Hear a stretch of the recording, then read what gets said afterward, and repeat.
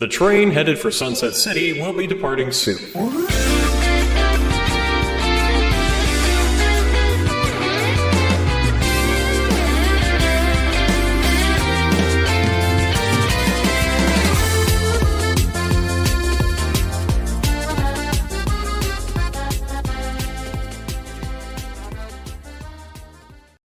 Welcome, everyone, to Sunset City, a Sonic podcast for the modern and classic age. You have me, Nick, as long as our longtime co-host, Wayne. But, Wayne? Well, I guess he's dead again. We also have panel... He is dead, yeah. Oh my god. I murdered him. Ooh, lore. Did someone just already? Oh my god, Sirs, where'd you go? What? No, I'm here. I just... Not on the screen. Not... Look, I had to go put the body away. She had to go shit. Is your mouth moving? Yeah. Oh my god. Yeah, I've got it set up to do that now. You can't bring that kind of power here. We don't have that. That's not fair. I want to move in mouth. I have a mouth and I Nick. must scream. Imagine not being animated. Couldn't be me. Could definitely be. Anyway, yes, as you've heard, we have our normal co-host with us. We have Cirrus. How you doing, Cirrus? I am doing just fine. My mouth moves, and that's wonderful. It sure is. Moves so nice. And we also have Channel Pop. How you doing, man? I feel weird. I'm all right. I bought a punching bag along with me today. Oh, I wonder why. I wonder what reason you brought that along for. Whatever could it be? Yes, dancing on the grave of Wayne is our good friend Tom Sure. Topics. How you doing? Yes, I am. I exist. I'm here now. That is Yeah. unfortunate, and I feel sorry for your dilemma. Yeah, existence. It's a bitch sometimes. Well, I mean, before we get actually into any particular topics or little news bits, do you want to kind of chat a little bit about yourself, Tom? Like what you do on this internet and all that other garbage? Well, I guess I just make whatever I want to. I guess I try and put more quality in than quantity, which is very evident. If you're on my channel, then you know that a lot. But I also try, and I'm trying to get better at art recently. I'm just, art stuff, and I mean, I've got art stuff planned in the future, but I am hopefully one day trying to make a video again or something. I don't know. So yes. I've checked out a couple of your videos, and they're really interesting conversation pieces. Like, I know you do cover like specific Sonic products, games, stuff like that, but I also noticed you talk a little bit more about the community as well, which I thought would be an interesting main focus for today, considering A topic. It's going to be like so this. funny, man. It's so funny and original. No one's made that joke before. It's going to be like this all day today. The suffering is going to be ongoing, and it will never end. Oh, as usual, by the way, guys, we do read the super chats as they come, but we'll actually acknowledge them at the end of the show as usual. So if you are kept waiting for a little bit, do not get upset. It's all good. We got it. We got it. Absolutely. So thank you again in advance for all your generosity. It means the world to us, especially since I'm trying to We get away feel from my day job. really, really awkward about it as well. Like, really awkward. So please don't do it. Yeah. All right. So that stuff aside, before we get into any main topics, there have been a couple little bits of news that have been happening with Sonic that we just haven't been mentioning for the last couple weeks. But first and foremost, and probably not the most notable, there is a crossover with Cookie Kingdom.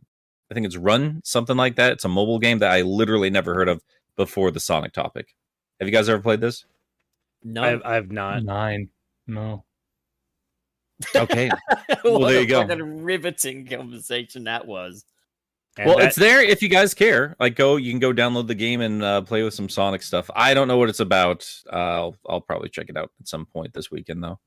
That aside, we also have a new issue of IDW out that wraps up Ian Flynn's short return to I was going to say the franchise, but to the main book, which is basically Sonic dealing with the Deadly Six that we're still running rampant on the planet's surface.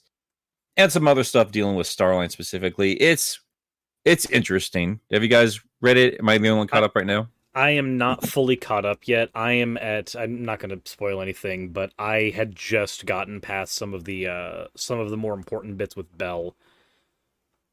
So Yeah.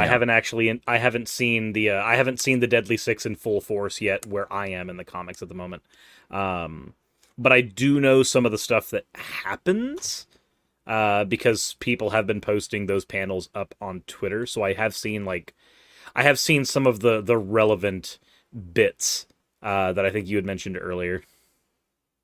Well, the only other bit, I mean, they do kind of finally, because they've hinted at it with Starline's, like his own stories and stuff like that. But we are getting a couple of new villains in a little bit of time here. Oh yeah, And, we're getting the new speedsters. Well, We're getting one new speedster. Well, I don't actually know what they're. I know they have electricity and water, but yeah, we have two characters that are interesting. They're called the Imposters: Surge the Tenrec and Kit Sus. the Fennec. And aren't they? I'm gonna sellotape your mouth shut if you say sus at any point again during the stream, pup. I swear to the heavens right now.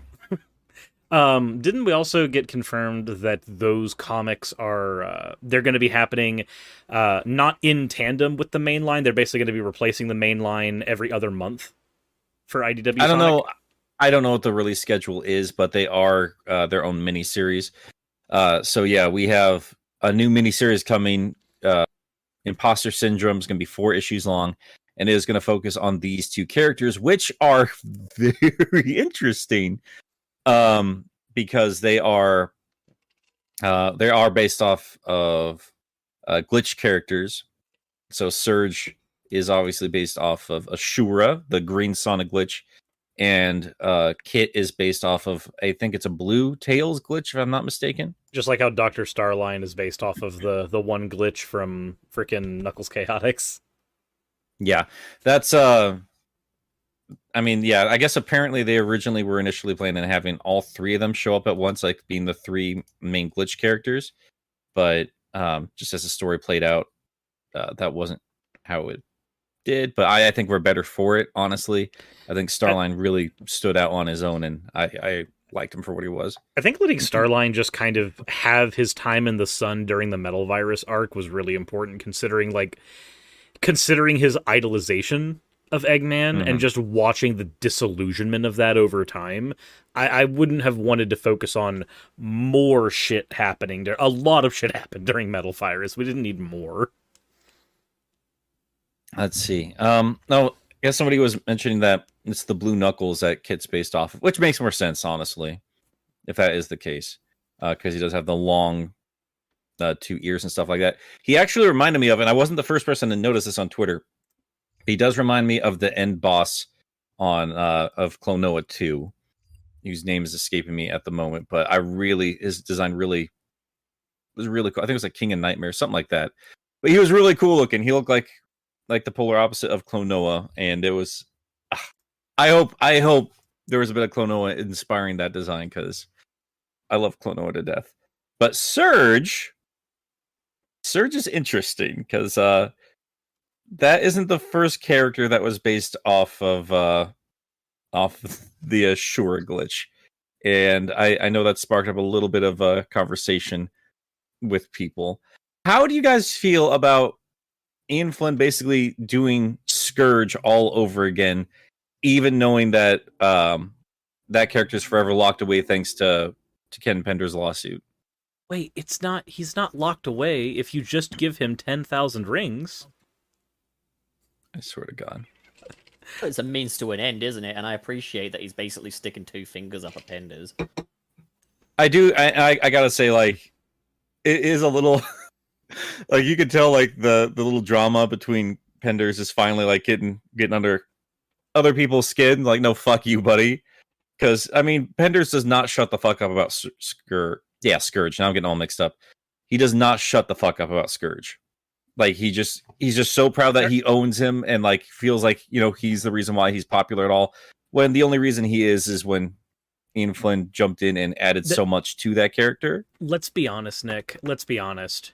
He doesn't own Scourge. He owns anti-Sonic who's recolored to be Scourge.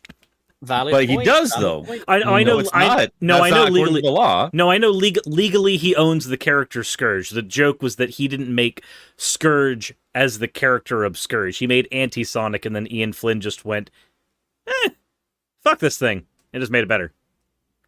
And I Hey, do appreciate Scourge. that he's basically taken that same idea that he brought to Anti-Sonic's, like, well, fine, fuck you. I will just take that idea and make a brand new character out of it, which I'm very interested to check that out. Hey, serious. Guess who what? else has a moving mouth now? Look at me. Oh, Look at me. Oh, I want to die. I'm interested. How the hell did you manage to open it up that wide, huh? I just, Oh, you know what dogs are like. You know, we got big old mouths. yeah, Yeah, that's that dental hygiene is questionable. Hey, How it don't. got to that point. I really feel bad for. Oh, how it got as good as this, or Yes, you're in the UK, so how is that even possible? valid? You know, that's a stereotype I've never understood, because in America we don't have dental. Well, you mock what you can't have, you see. Ah, I see. It's The all a mental ploy. influence of Austin Powers was that strong, I guess. Must have been. I struggle to see an alternative. All right. Well, I think that's about all I have in terms of news for us. If there's anything else, I can't. Well, actually, no, that's not true. We did have that Twitter takeover yesterday. Did you guys sit through that? I sat sat through through a few some of of them. Yeah, and like my main takeaway with these is the same as the last Twitter takeover. Shadow is the best thing about these Twitter takeovers, in my opinion, anyway.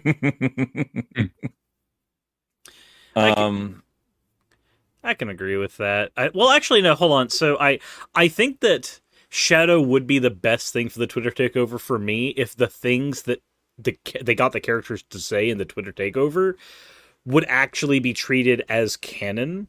Because there are some things, especially that Shadow said during the takeover, that I really want to be acknowledged by the mainline game canons a little more. Yeah, like the last one that they did for Forces, where he was saying how he supports local businesses and stuff like that. I love that stuff. Oh my god. In this one, how he was saying like he's not one for singing, but if there's a crowd of people singing, he will join in. Like, I like seeing Shadow's more sensitive side, and think like after Sonic Adventure 2, the most organic way to take his character is show a little more of his sensitive side that they're showing in the takeovers, but they never show that in the games. We just get like, you know, friendless, edgy Shadow. I do think it's interesting how serious we all take every little bit of anything they give us here, because that's very clearly like a fun little thing for fans and It's like like me, kids like in they general. have Sonic carrying a pride flag, and I'm like, aha, he's gay. This is canon. Oh my god. And then we Everything get is yeah. canon in one way or another. It just shows like it really just shows just how desperate some fans are just for acknowledgement of there being a little bit more to these characters than, you know, the base two-dimensional Mario-ish nature that they tend to be. And I think there is a difference between a localized script in a video game versus Twitter versus IDW. There is a little bit of difference between all of them, but this does also bring up something else. This does confirm after that Twitter takeover, this is the first time we've heard Shadow being voiced at all since these big apparent shakeups we were expecting to happen. Just like literally at the start of our show, like episodes 1 and 2 and stuff like that, where we were expecting just quite a massive change in things because Sonic was going to get a new voice and everyone else was dropping off and everything else was going crazy. But it looks like everyone's back. Yeah, they got Like- Kirk Thornton, Colleen O'Shaughnessy, and everything. Yep. I'm honestly surprised, though, given that it was a Colors Ultimate themed takeover, that they didn't get Kate Higgins for Tails. But then again, from what I've heard, she's a very busy worker. So, like, allegedly, something I heard was that when they did like Sonic Forces and stuff, and Sonic Boom as well, they reached out to Kate Higgins, but she was all booked up. So Colin O'Shaughnessy was more kind of like the understudy, but she kind of took the role herself in a way. Like, I think I like Colleen's take on it a little bit better. if I'm honest. I do have to agree. That's nothing against Kate Higgins though. Like I think, you know, Kate Higgins is great as well because she was kind of the first Tails since the original Bringus kids to make Tails sound like a boy again. I'm gonna be honest. They all like after the Tales we had in Heroes, most of the voice actors kind of blend together for me now. I don't know why. No, I'm with you. I would not have known there was a difference until you said something. But like hearing the nuance between the two of them after playing colors as excessively as I have been these last few weeks, I am noticing a difference now. Yeah. See, I find the thing with me is like I find it's the 4Kids Tales. The 4Kids Tales, nothing against the voice actress or anything, but 4Kids Tales sounds like a girl. Like, just sounds. And I know it was meant to be like little kid and voiced by a female for a reason and stuff, but I was like, that's a fucking girl. That's not a boy. Whereas when we jumped into colors, like initially I was like, hey, Roger Craig Smith's not bad, but then as soon as I heard Tails talk, I was like, Tails sounds like a boy again. Yes, and I was thrilled with that. And ever since then, I don't think I've had an experience of thinking, God, no, Tails is a fucking female in this version. I'm gonna say this. I mean, I can only go by English voices. I don't pay attention to the Japanese ones too often. I kind of think the original Adventures of Sonic the Hedgehog and Sonic SatAM Tales was like kind of the perfect Tales voice as far as I'm concerned. I loved Adventures of Sonic the Hedgehog Tales. Fun fact though, did you know that Tails changed his voice actor, I think, in the second season of SatAM? I haven't revisited that yet. I watched most of season 1 with my patrons. I think I'm gonna check out season 2 with them. But yeah, no, Adventures Tales is like my favorite Tails voice. That's an actual kid though, isn't it? Yeah, it is an actual kid, and it's a boy as well. But like, I don't know, just everything about Adventures Tales, I just think is like a great little origin for Tails, like where he starts out before he becomes a full-on genius and everything. And I don't know, he's just so lovable in that show. Like, before the cleansing happened.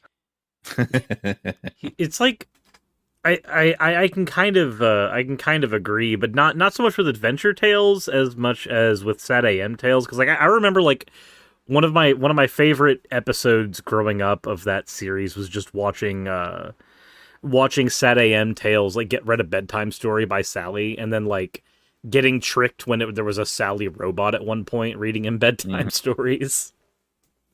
He's the one that figured it out. He's the one that sussed that one out. Well, that's another thing, is like, one thing I noticed when rewatching Adventures of Sonic the Hedgehog is that Tails, while he's not a genius or anything, he does often get Sonic out of the situations that he gets into. Like, he regularly helps out, and he's a really brave kid, and I'm just like, fuck me, the Pontac and graph writing for Tails really regressed this guy beyond the 90s even. Like, beyond actual child Tails.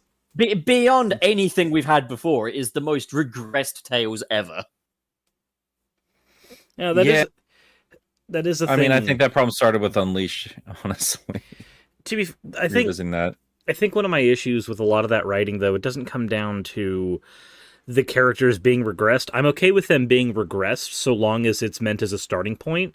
So, like, if you were to regress those characters, like, boil them down for Unleashed and Colors, and then just expand on them in other stories, like, boil them back down to their base so you can build them back up into something, that would be fine. But it's been, 10, 12 years now. They haven't been building them back up into anything. They've just kept them as those core ideas, like outside of stuff like IDW that expands on them a little bit. They've kept them down to that very essential core, and I don't think that's a good thing. I think old school mascot characters, they're not best when they're playing it safe. They're best when you're taking those ideas and jumping into different directions with them. But they're doing that because they haven't figured out what the fuck they want to do. Like, Tails being a cowering little shit is what Silver meant when he said Tails has lost it. I think when he said that, we were all expecting Tails to become the Joker. But, like... Sonic, I'm literally going to become the Joker! Like, I'll be honest, like, at first, I was almost like, are they hinting at Infinite, potentially? And, well, obviously not the case. They didn't do any, Jason Todd crazy shit there. No, and I think that's really what they meant was like Tails just kind of lost his way without Sonic and lost his confidence, and that's why I didn't take so much offense when I first played the game. Like I didn't even really like mention it in that original video because I wasn't really part of the community back then. Because I just didn't, I don't know, I didn't give a shit. But like I just like that was just one of the many problems I had with the overall point of Forces. But before we get into that, and I do kind of mention this is why I'm taking so long with the Sonic Colors script. It's I don't know, man. Like with the release of Colors again, with this Twitter takeover, and keeping the same voice cast, like all these expectations, a lot of the core fan base, or the obsessive ones on Twitter, all these changes we were expecting, it doesn't look like much of anything's actually going to be changing, and I wonder if that's going to be the case with Rangers. Like, are we really going to be seeing that much change with this next Sonic game? They'll bring back Nephilis. They'll bring back Elise. It will be everything we all wanted. Can we get Injustice but Sonic? I'm just thinking about That's what all DC... you fuckers want. You guys just want the most melodramatic, angriest shit on the planet. I'm thinking of so many DC stories they could do now. They could literally do the Jason Todd thing with Tails, and Sonic gets another Tails. He gets another Fox. You did suggest the Snyder Cut as Adventure 2. Yes. I swear to God. You've heard of Sonic Adventure DX. Now get ready for SX. Like Snyder Cut. How does X stand for cut? Like a cross? I don't know. Like a cross cut. I guess just it's like a. And I should just have a knife next to the D. I don't need an Injustice level melodramatic story, but there's some interesting things that like DC's done with its characters in spin-off comics that I would like to see Sonic do with its characters a little bit. Like, if any of you have read White Knight, the Jack Napier story, where like Joker forces himself to reform to prove that what Batman does isn't the way to like save Gotham. He goes, "No, I could do it better. Trust me. Watch." I would just imagine like a story where Eggman does that. Not a story where like he's forced into being, the helper for a game like in Lost World, or he's backed into a corner like at the end of Adventure 2. A game where he just legitimately goes, "All right, if Sonic's so good, I can do it, but I can do it better." I would like to see something like that, because there's other villains in the Sonic universe to use. We just focus on Eggman so terribly hard in the games, it's hard to get away from that now. I would genuinely love to see another redemption story in Sonic. Like, one thing I would love to see is if Shadow runs into Infinite again, but Shadow tries to push him on a path towards redemption because that's what Sonic did for him. And is like, he's kind of paying it forward and stuff. He kind of sees it as his duty to eliminate the threat of Infinite and make him a part of Team Dark. I'd fucking love that. I don't hate that idea. I'm very mixed bag about it, because I know we want some change and we want some lasting effects on some of these characters. I do also still just want Shadow to be the anti-Sonic. I want him to be the darker take on that character. I want him to still remain a dark mirror. Not so much a villain, but, just the anti-hero. And I think him being a little bit more brutal still would work for the character. I think he would like give that out if possible. But actually, because like our ideas of Shadow are the polar opposites. I want to see Shadow be. But let me finish. Let me finish. Yeah. Well, just actually to add to your point, I don't think Shadow should be the heart of the story. I think he had that arc, and people like really latch onto that in the DC days, but this is Sonic's story, and it needs to remain Sonic's story. I don't really need Shadow to be that as well. A little bit more compassionate, like he's learned a lesson, but I would like at the end of the day be like, "Hey, man, this isn't the way to go."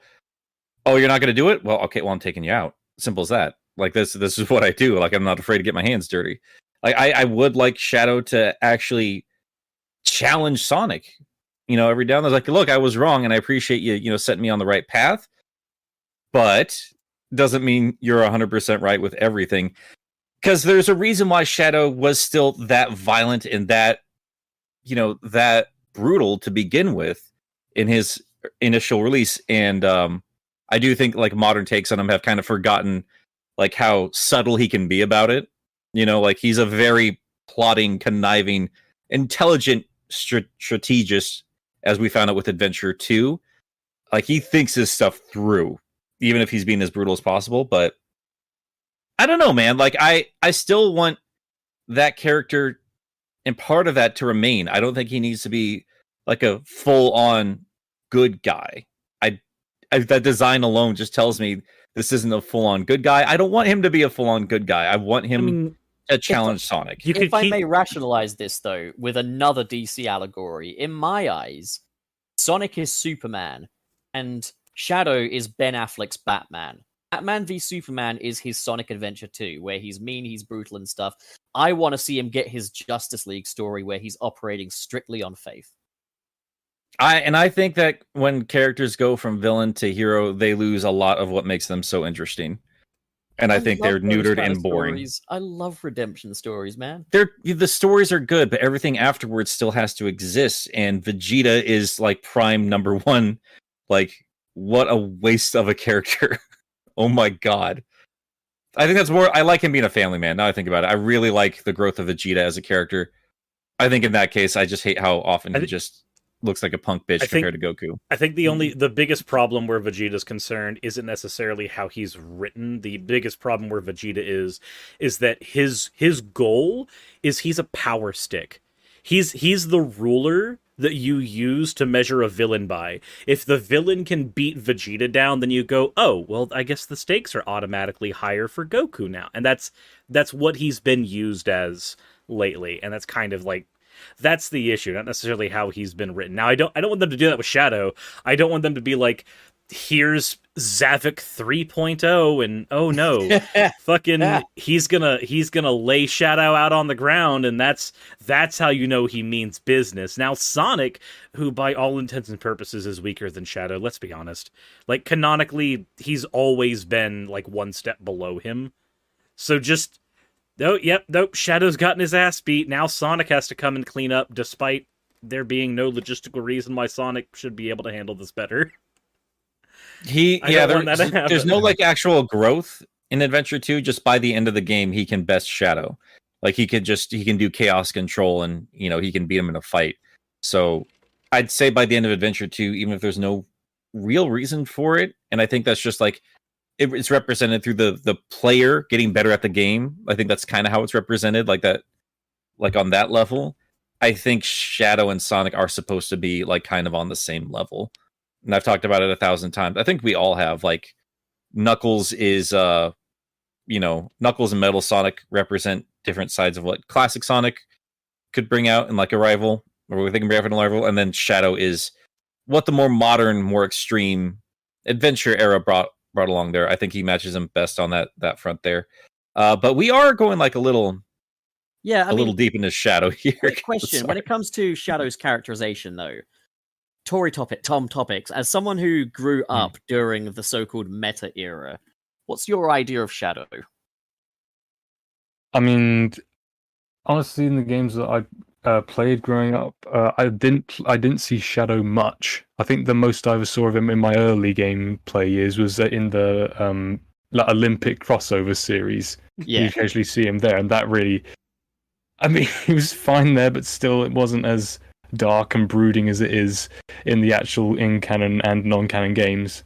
Now, but honestly, I feel like when he's at his peak, he should be like this anti-hero type character, but then in more like toned down scenarios, he is more empathetic. He's able to show sympathy to a degree, but still hold this grudge of he has to be dark and brooding, but still he has got some empathetic side to him. But still, overall, not be an anti-hero, be out for himself, but still care for others deep down, I feel. A version of Shadow I don't feel like people talk about enough, and in my opinion is the best take on Shadow since Sonic Adventure 2, is in the LEGO Dimensions game. There's a Shadow side mission where he's like, I want to avenge Maria properly by spreading hope, so I'm going to arrange flowers in the Green Hill Zone. Can you help me collect the flowers so I can arrange them? And I'm just like, yeah, that's totally something Shadow would do. I think what we're all missing, like at the end of the day, from Shadow is just that emotional range. I think that's what he brought to the table, and I think that was why Adventure 2 resonates so hard with people. Like that was the coming of age game. I'd say for people my age, like Ocarina of Time was ours, because that was just huge emphasis on becoming an adult. And I Yeah. think Shadow, like, that's not really the point of the story, but it is still like coming to grips with grief and, you know, trying to be a better person, stuff like that. As hokey as it was through very also- awkward but let me just finish my point. Yeah. But Shadow specifically, I think what I just like laying it out on the table, I think he brings a little bit more of that adult mindset to the franchise, where Sonic is still like, he's still a goofy teenager through and through. But I think Shadow has that nuance where I think he understands more than anybody else, like, how important it is to take care of the innocent and of, you know, hopeful, just hope and love and all this shit. But at the same time, like, he recognizes the darker side of that in people. So, like, I guess, like, in our conversation about Infinite, I think he would see, you know, like, okay, this dude is really bad. Like, and yeah, maybe you're right. Like, he could see like potential for redemption, but I also think he would also see like, okay, this dude is serious business. I understand how bad his mindset can be, and I understand what he can do to innocent people. This dude needs to be taken out. And I think that's like the bigger conversation I've had about IDW is like, I like the idea that Shadow in there is like, Eggman's super dangerous, dude. Like, we gotta take him out. And saying anything otherwise is being childish, because time and again, this dude has murdered people and like nearly destroyed the planet. Like, he's gotta go. He's like, there's no two ways around that. This dude's got to go. And I mean, I think that's a bit much for you know, goofy cartoon characters in a thing, but I want to see more of that. Not so much flat out saying like he needs to kill people, but like just challenges Sonic on that front. Just a little more poignant dose of reality, I guess. Yes, exactly. Something I would say though is Eggman actually killing people doesn't sit right with me. Like, the thing with kind of Eggman is I see him as kind of a frenemy to Sonic, but not his most brutal, horrible enemy and stuff. And like, I think like there's a great frenemy dynamic between Sonic and Eggman in so many of these games. And it's like, now that they've done the Forces thing and in IDW Comics confirmed that Eggman did kill people during that event, right, it kind of eliminates any opportunity to have future Eggman teams up with Sonic stories. It eliminates the opportunity to have that frenemies relationship, because it means that if they do that now, you're just going to look at Sonic and be like, you've got no principles. Well, I mean, that's the problem with going that extreme with adventure and everything, right? Because like, if you get stories that are like that serious and that I wouldn't say grounded, but like the stakes are that high and like there are actual consequences, like chaos destroying an entire city, the Ark nearly blowing up the planet, or like, yeah, in the IDW canon where they flat out kind of confirm, like off camera kind of a thing, like the things Eggman has done has led to casualties. Whether if it's direct or not, like there have been casualties, and we've seen with Silver's Future that the Zombot virus, unless Sonic stops it, literally causes an extinction level event. Yeah, I do love the spectacle of these high stakes stories, but I feel like Eggman should have like a no killing principle. I think they should do that and have like an assistant of his that always takes it too far, or that these deaths are by mistake. Like, the way I like to look at any adventure games is just that Eggman just didn't think it would kill anyone, or that the space colony. I don't disagree with that. Yeah, I do think he's just so focused on what he's doing that he doesn't actually realize what he's doing. He's just more focused on getting, you know, like the dog Agent of Chaos, like just a dog chasing a car, but doesn't actually know what to do with it if he actually catches it. Like, if they die, they die. But like, let's not forget, this guy originated in the modern run as a guy that wanted to open up a theme park. Yeah. I mean, that's not so. I guess for me, I'm not. I don't want it to be that Eggman has a no killing principle. I think it's more that he just doesn't consider the deaths worth considering. Like, that's the way it's always read to me. It's like, if people die, they die, and I don't care. Like if Sonic were to, like, let's imagine Sonic goes up to Eggman and goes, do you know the amount of people who are gone because of you? And Eggman just goes, who? Like that's the way I see Eggman going But about then it. you can't have the frenemy thing there. I still think that's too far. Like, They've done Yeah. that in other comics though, where like there are villains who are responsible for an untold amount of deaths, and yet they still can manage it. Like, look at Vegeta. What's Vegeta's body count? Like, what is his body count? He has extincted, or not extincted. That's not a verb, but he has caused entire races to go extinct by destroying their planets full sail. And yet, But here's the thing about Dragon Ball Z specifically, though, and we've talked about this before. In that universe, they clearly define what death is, and it's really not that big of a deal at the end of the day, because there is a confirmed afterlife, and it's kind of goofy. Like, hell isn't even that bad. So, like, they, in their own canon, like, they do kind of lessen the blow of death. That, and you can also wish people back to life. So I'm sure like there's enough magical MacGuffins in Sonic, but they don't really go further than like Maria for the sake of like establishing Shadow and his own grief and stuff like that.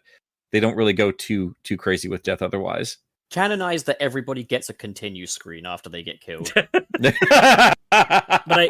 I guess it. So for me, I don't have that same kind of like almost dissonance where Eggman's concerned if he is responsible for multiple deaths, because the way I see it is that there is Sonic, who is arrogant to the point of not considering the full implications of Eggman's actions, as we've seen in IDW. Like, the potential for Eggman to cause more loss of life is not something that comes to Sonic, because he's got this moral code that he just wants to keep. Like, he literally thinks that he can see the best in Eggman, he can change him. He's quite literally the abused partner here, going, no, I can fix him, almost. Whereas, yeah, no, I find that kind of problematic.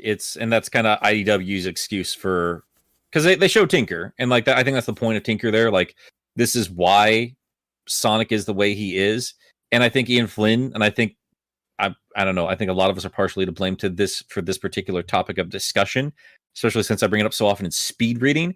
And I should mention to the audience, like, this was one of our talking points. Should Sonic villains be offed, or if not Sonic himself, should they be considered to be taken off the table? We understand, obviously, the real world why that isn't the case. This is a children's franchise. We can't have our heroes murdering people, and we need our characters to stick around.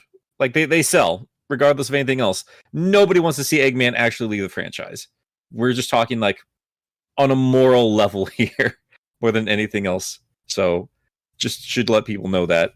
And also, Tom, you've been a little quiet. Do you have any thoughts on this particular topic?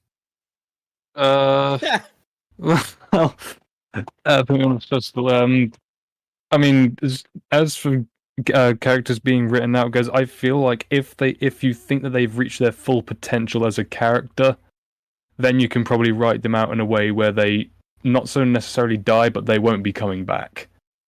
Well, But not at the just end of the not narratively. We understand, like, there's plenty of stories to tell with them. I think we're talking more on a morality kind of a thing here. Like, should Sonic or Shadow or somebody, like, are they justified in, well, Shadow specifically, I guess, is somebody justified in, like, flat out, like, killing Eggman? Like, is that the more just thing to do at this point? I feel like if one of the characters was like really pushed way too far over the edge, then maybe morality would go out of the equation for them as a character. Because I kind of feel like, in terms of IDW, and I should probably spoil the latest episode or latest issue a little bit here. Let me just let's get off of Eggman for a second. Let's talk about Zavik. Because in IDW, Zavik is brutal. He's a cruel, brutal character.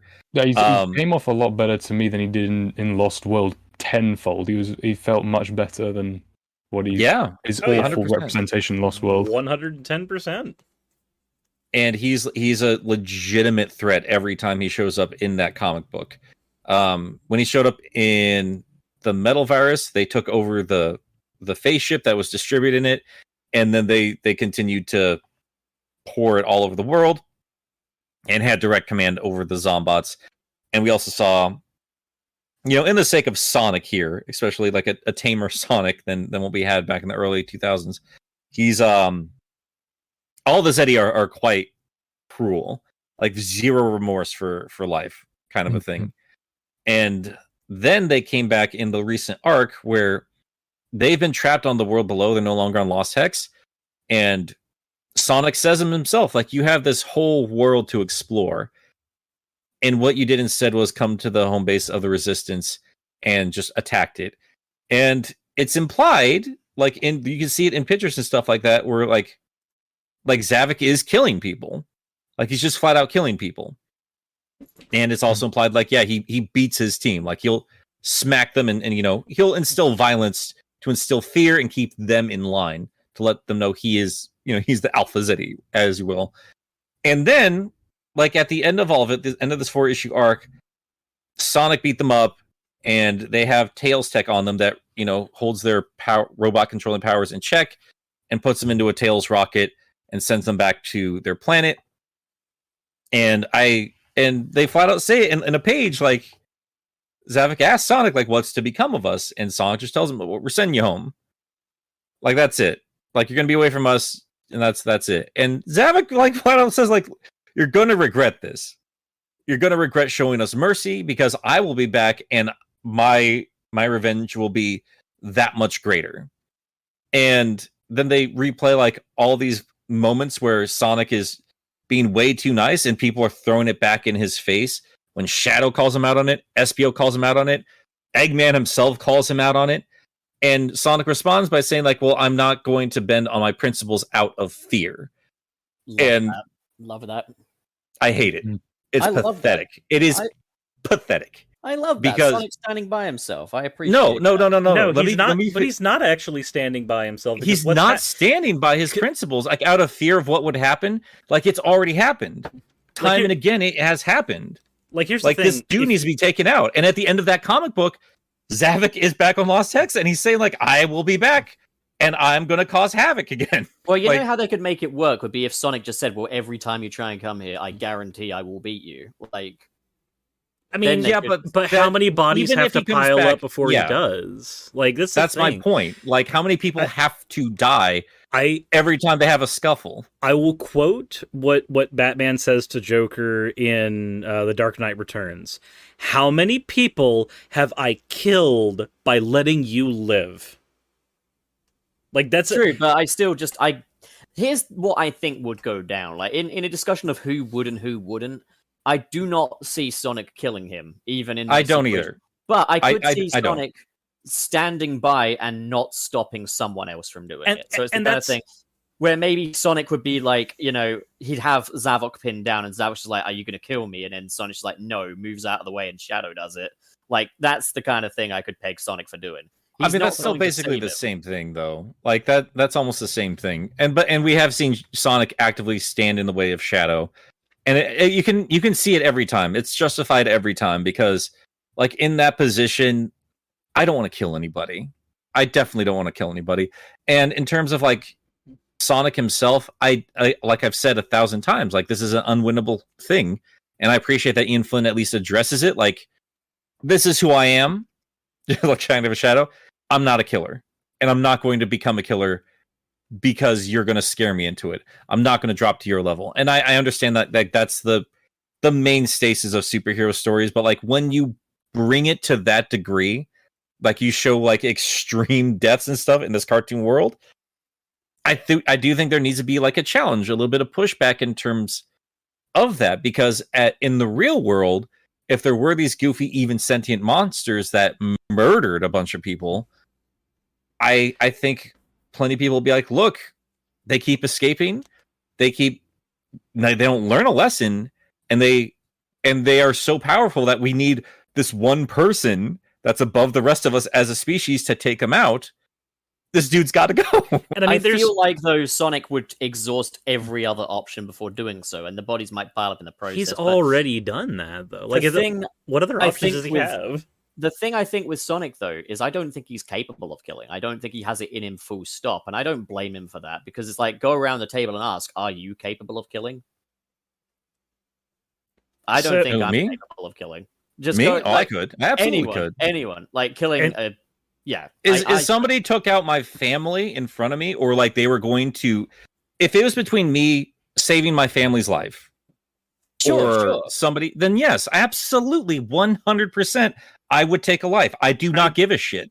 I would save my family first. I don't care. I would live with that. I do think there's a thing to bring up here, though, because so IDW's world is still getting established, right? Like, we're still in those early phases of writing what their world is, where Sonic's concerned, in terms of locations, and more importantly, in terms of any form of a government, right? Like, there's been a single instance, I think, in IDW where Eggman was imprisoned for a bit, and then, he ended up getting out.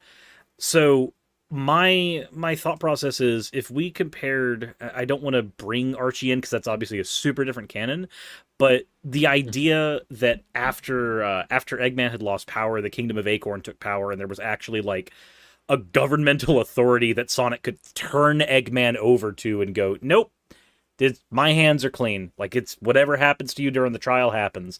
I don't think we have any kind of comparison to that, in at least not of the same scale, in IDW right now, do we? No, and this, again, like, if you guys haven't listened to Bumblecast, you should. Like, these are questions fans have asked. Like, is there anything here that is there a government of authority that they could push him off onto or anything? Like, there's nothing like that. So that does, unfortunately, like, leave Sonic as like one of the main authorities. Like, he's just the sheriff in town, I guess. He has the power, therefore he has the responsibility. I mean, it would be quite weird to see a government in a series like this, though. Like an actual build up a proper society, this a complete second world, as you will, in like this cartoony kids thing. I'm not sure how a government would precisely work. I'm with you, because I always thought like the president was a little bit goofy in Adventure and everything, but it has happened before. I mean, Sonic X and Sonic Adventure 2 have a president. Archie has the Kingdom of Acorn. And I do think that's the world building that Sonic is desperately missing, and Sega just won't allow for it. And I think that does kind of kneecap the kind of stories like comic book, especially Ian, like these stories they want to tell in this universe, because it has been around for 30 years, and we are as passionate as we are, that we do want to see a little bit of world building, and we want to see some kind of establishment, maybe not government or anything, but like we want some set of rules put into place here, because as it is, like, Sega's just being like, everything's loosey-goosey, and things just happen for the sake of placing a setting and some mechanics in for a video game, which I respect. And I understand that they're trying very hard to make it like Mario, where it's like, it's just something you don't think a whole lot about. But when you have a comic book that needs to be a continuing story, and there needs to be growth, and there needs to be more dynamic conversations between characters, I think it becomes a problem. And I think that is like that is like the one problem that our IDW has compared to Archie, because so far I think IDW is a little bit more focused on making it about Sonic and more Sonic-fied, and I like it on that level. But like, when we run into conversations like this, I have an answer for you in the Archie universe. I don't have an answer for you in the IDW universe. I would say that, like, my opinion on the whole, should Sonic kill, is it the responsible thing to do argument, kind of bottoms out that and I mean this in a completely meta way, I do not want him to be in that position. I don't want them to write stories where Sonic has to kill in order to be the responsible person. If they're going to do that kind of story, do it with Shadow, but just don't do it with Sonic. I just don't deem it appropriate for that character. One idea I have is, what if they had a scenario where the easy option would be for him to kill, but there was an alternative where if he saved them, then everyone could still get out okay. Like, if they reverse the roles, that could be a more interesting take on a character. Like, he's presented with an easy way out, just let the person die or risk it all to actually save an extra person. That's absolutely fine. But the way I see it, like, Sonic is not a soldier. He's kind of just a traveler, like, he helps out, like, as far as I'm concerned.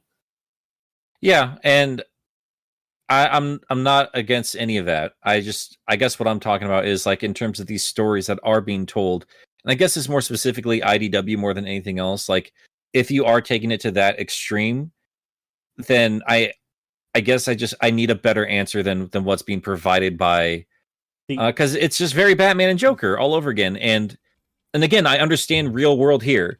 Like you cannot have this mascot character murder people. You can't have him do it, and I don't want him to do it. But like the same with Batman, though, like again, these are just fanciful, fictional, fun characters.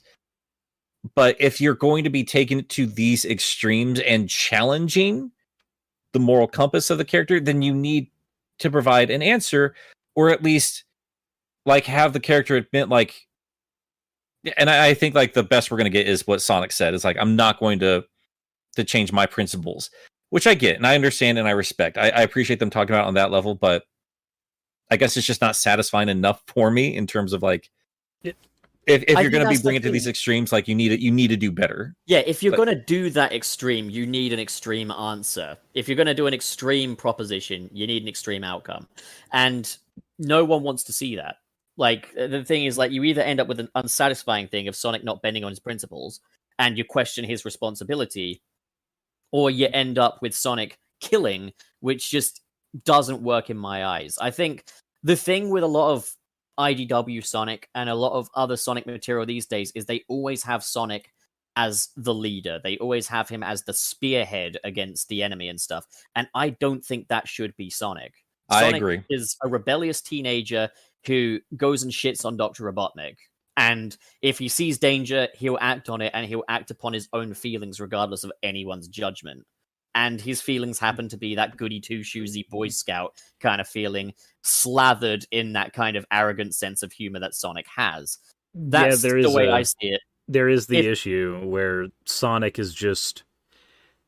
And Nick, you've mentioned it on several videos, and Pup, I'm glad you're bringing it up. Literally, the issue is that they want Sonic to be so many things when he doesn't need to be. He doesn't need to be the leader. Amy is a good leader. Jewel right now in IDW is a great, spearhead for stuff because she can literally just look at all the statistics and go, you know what? Sonic, we need you over here. The numbers say so. And then boom, you have Sonic where he needs to be.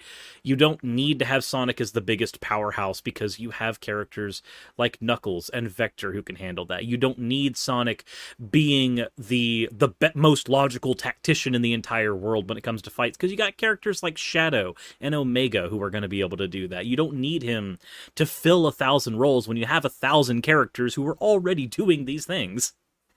Sonic can work with big stories, and he works well as a big part of a small story, but I don't think Sonic works well as a big part of a big story. I think if you think of it as like a chessboard and stuff, Sonic is not a king, he's not a queen, he's not a bishop, he's not a knight, he's not even a pawn, he is Sonic. And I think the thing is, the books and a lot of the games and stuff, they all portray him as the king, the queen, the bishop all at once, and it's like, I don't want to see that. I want to see Sonic be Sonic. He's not a leader. He's not a warlord. He's someone that acts completely unilaterally and independently. And I know some people will say, but the games, but this material. Well, my answer to that is I think they're doing it wrong. That's just not my idea of Sonic.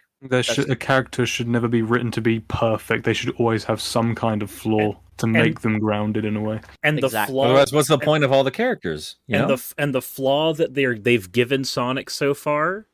Literally, and this is the infuriating thing. The flaw with Sonic's character right now is that he's too perfect.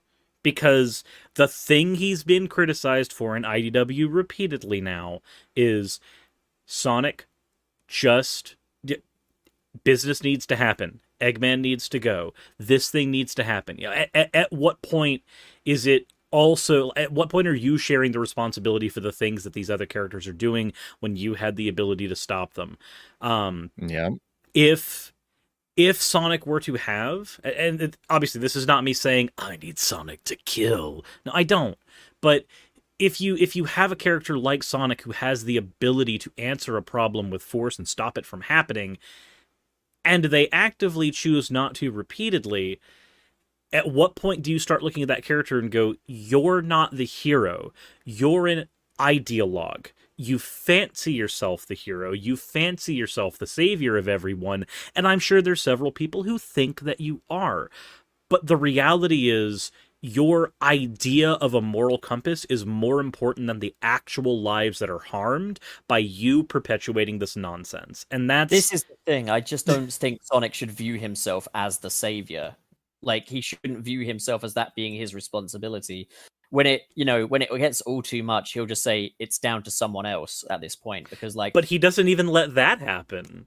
Right. When it's down to someone else, he literally stops them and goes, no, we're above that. We can't do that. Let me change your mind. They're actively writing to do that. That's the thing. I feel like Sonic, like, he'd do the Superman thing, where he stands by and lets Wonder Woman and Aquaman kill, Steppenwolf, as opposed to, stepping in and be like, hey, no, like, yeah. Not in the comics, he doesn't, though. In comics, he'd stop him.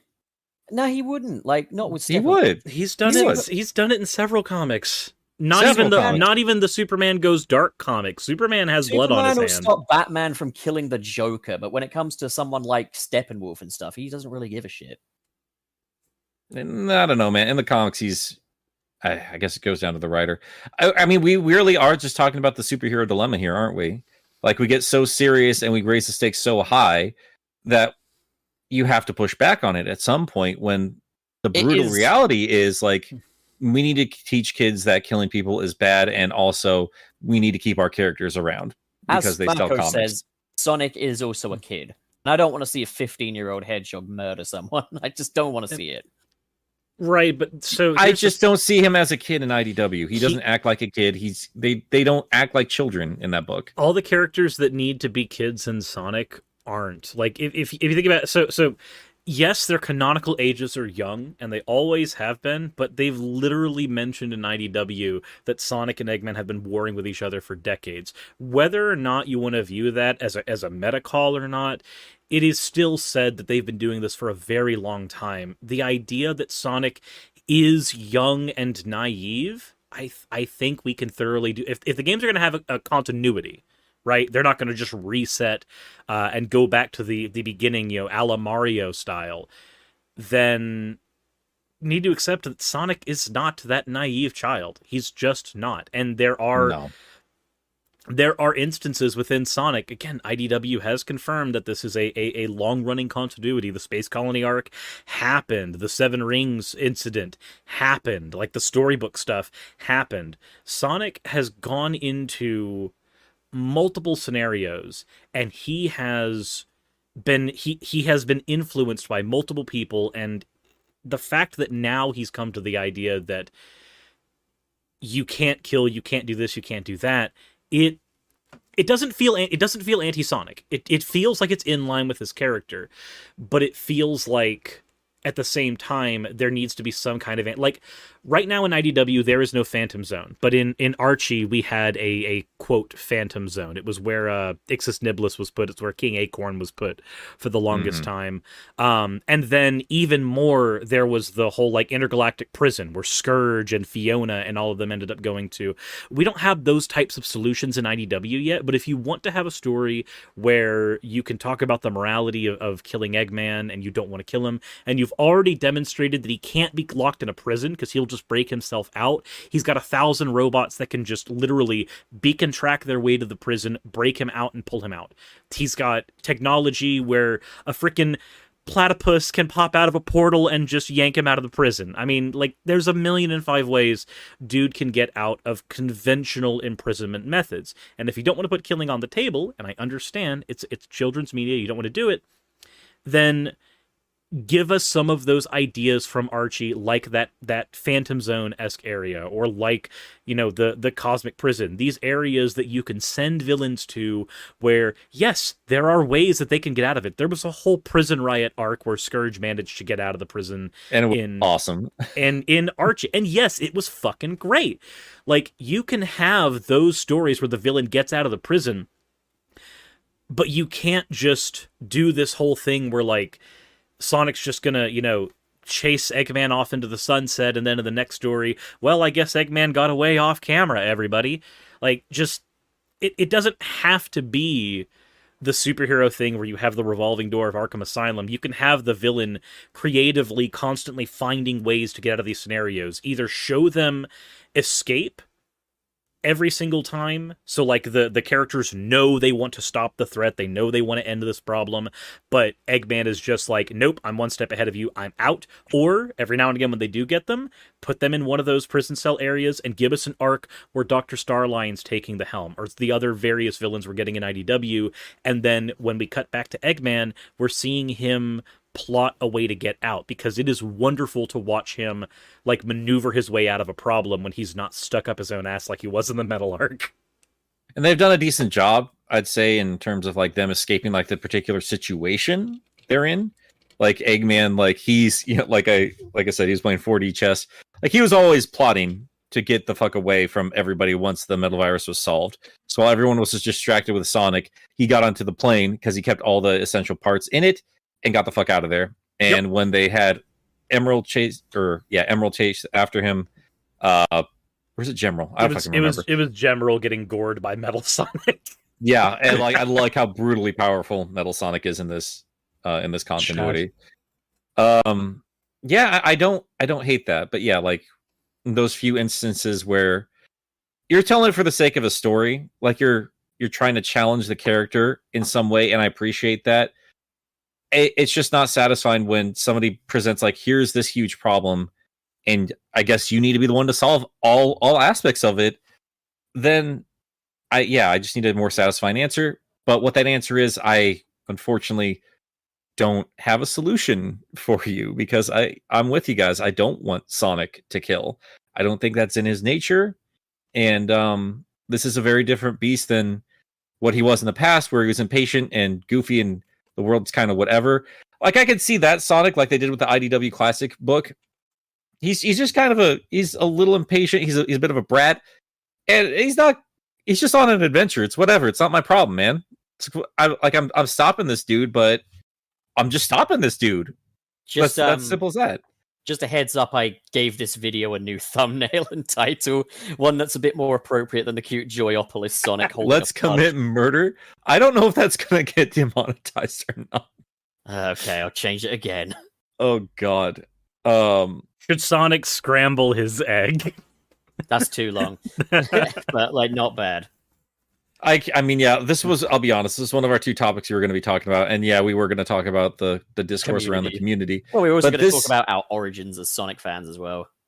There's a lot of, there's a few things, but I guess, I mean, this has been like on my mind a lot since covering IDW, especially since it's been directly addressed again in the most recent comic book.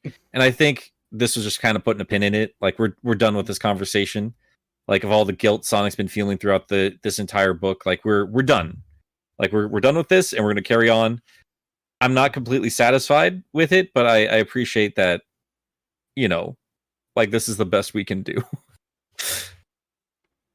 So yeah, I don't know. I don't have anything else to really say there. I think we've said all we can say on that front. Yeah, I mean we've all.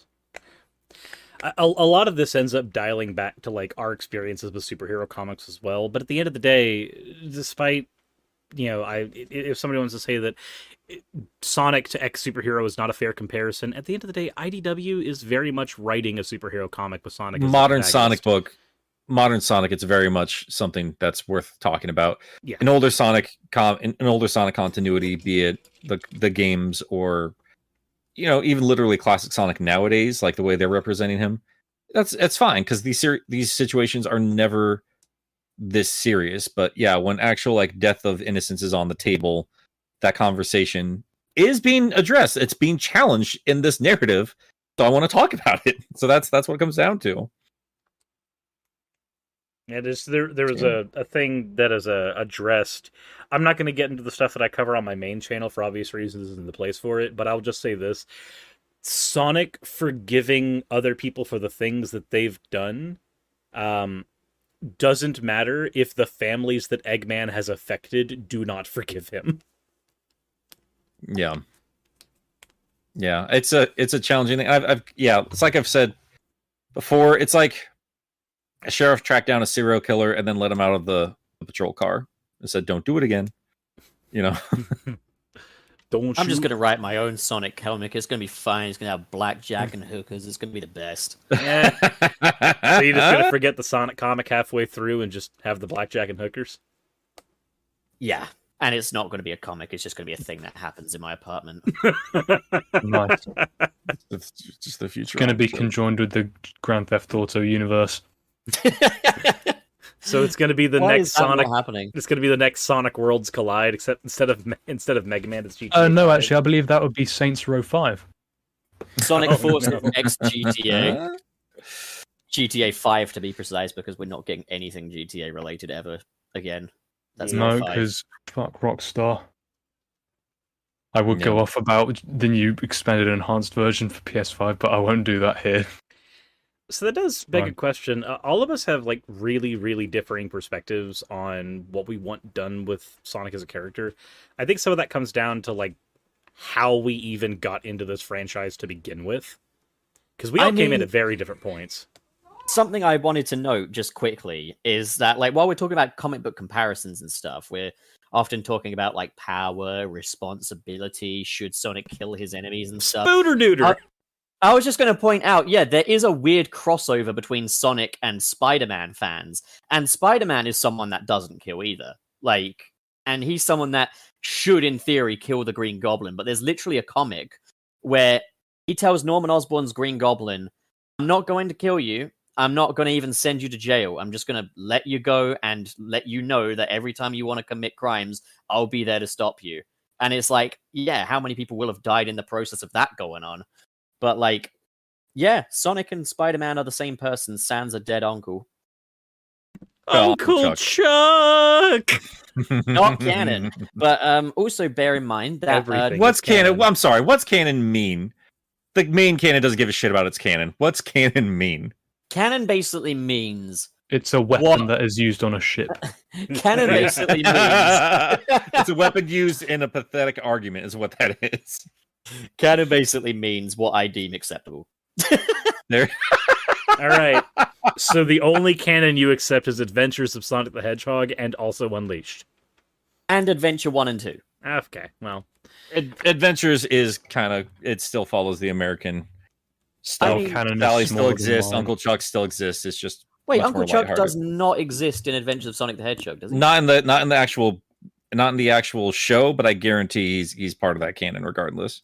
Because I do not Yeah. think that Adventures of Sonic the Hedgehog and Sad AM are canon to each other. so They're gotta not remember technically, though. but I mean, Sally just shows up in there. I think that's kind of the case with But it's Adventures. the Like they pink just use the version, though. American ones The pink It's one, the pink version of it's- Sally. it's still with brown Sal- hair. It's very weird. It's Yeah. still And- it's still Sally though. Like here's the How thing. would you explain Dr. Robotnik suddenly transforming from Long John Baldry to Jim Cummings?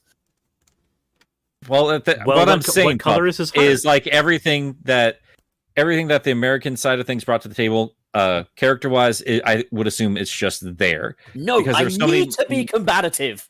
Like, because like the novelizations were a little bit different from the shows, but they still had Uncle Chuck. Like that was just like the origin story of Sonic, regardless of where you got it. Like that's just how the Americans perceived it. So I'm just saying, in Adventures of Sonic the Hedgehog, out there in the world somewhere, I'm going to assume Uncle Chuck exists. That's Uncle what Chuck, I'm saying. Like Uncle Cuck. You need to get a But- hold on your addiction, man. Man, I See- just want to talk about Spider-Man now. I do like Spider-Man. Remember that one comic where Spider-Man kept the Venom suit and then just like off the Sinister Six and went to Kingpin and just went, "I'm gonna fuck your skull." I thought that was a fake black suit, though. I thought that was like the fabric one that Black Cat made for him. No, it was that whole story was he kept it was a what if scenario, and it was what if he kept the symbiote, and like weird things ended up happening in there where like Eddie Brock killed Doc Ock and then you tried to use his technology to fight Peter Parker. It was weird. Right. It was a weird story. Yeah. No, strange. But like, yeah, no, for some reason I thought that was during the Back in Black arc, but yeah, I must be mistaken. No. Same. We did have a very long conversation about whether or not Sonic the Hedgehog should kill. We do still have a guest with us here.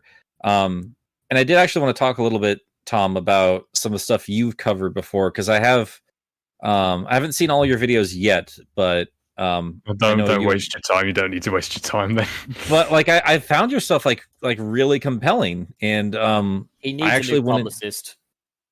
Well, probably, yeah. No, you definitely deserve way more subs than what you have right now. But I thought you brought in some really interesting conversations about the community as a whole, and considering that Colors is as well. Divisive.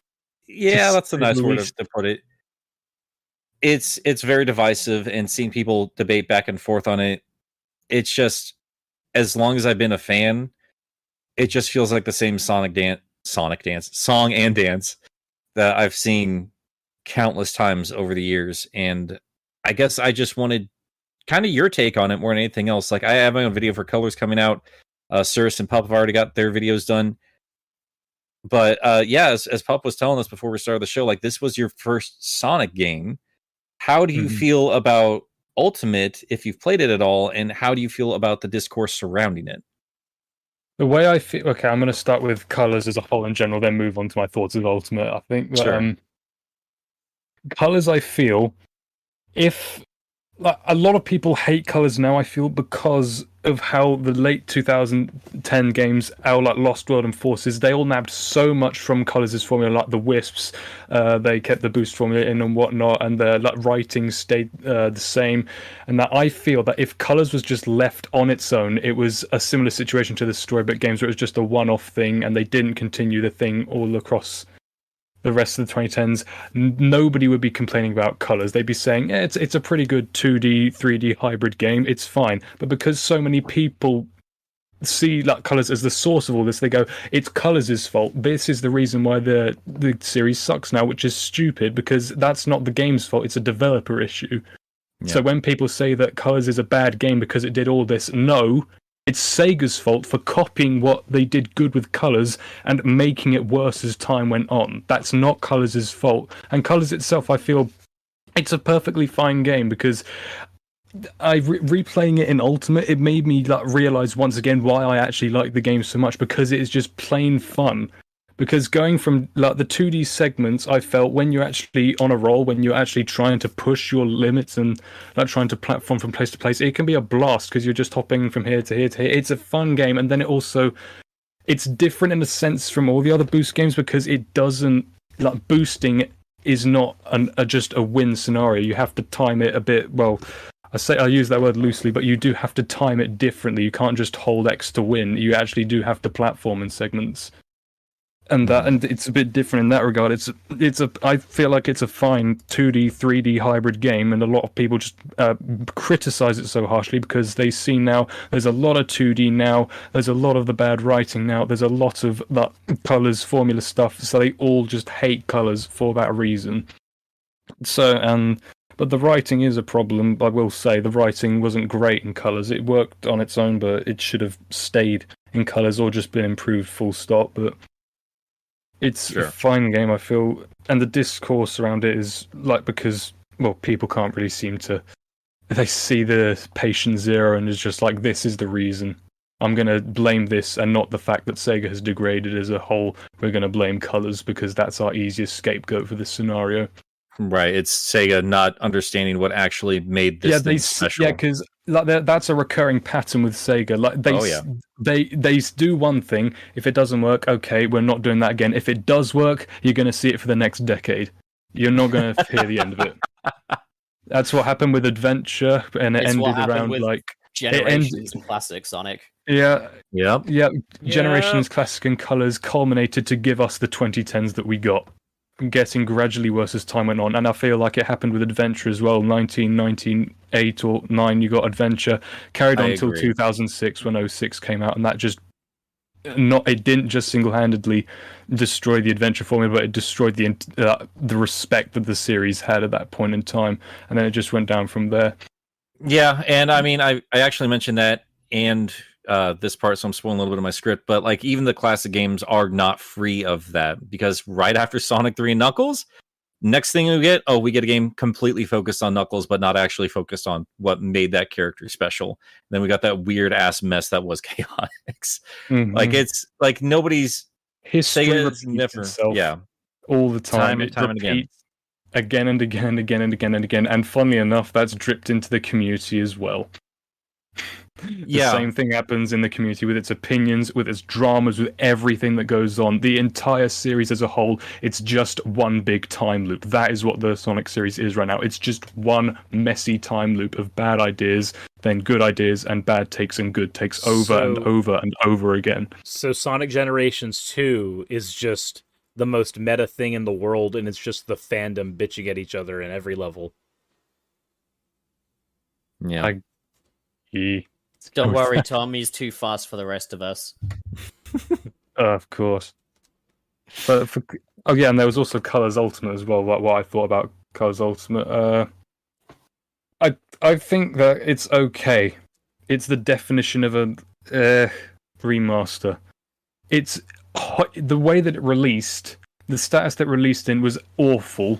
It was unacceptable. But at the same time, so many games now release unfinished. Deathloop came out a few days ago, and that was buggy on release. Cyberpunk, infamous for its horrible release. Skyrim still has a bunch of gameplay bugs and everything in it that is bad. It's not just Sega isn't just the main problem. It's just the gaming industry as a whole with the way that games are released now. I feel it's release it now, patch it later, and that has just been applied across the board.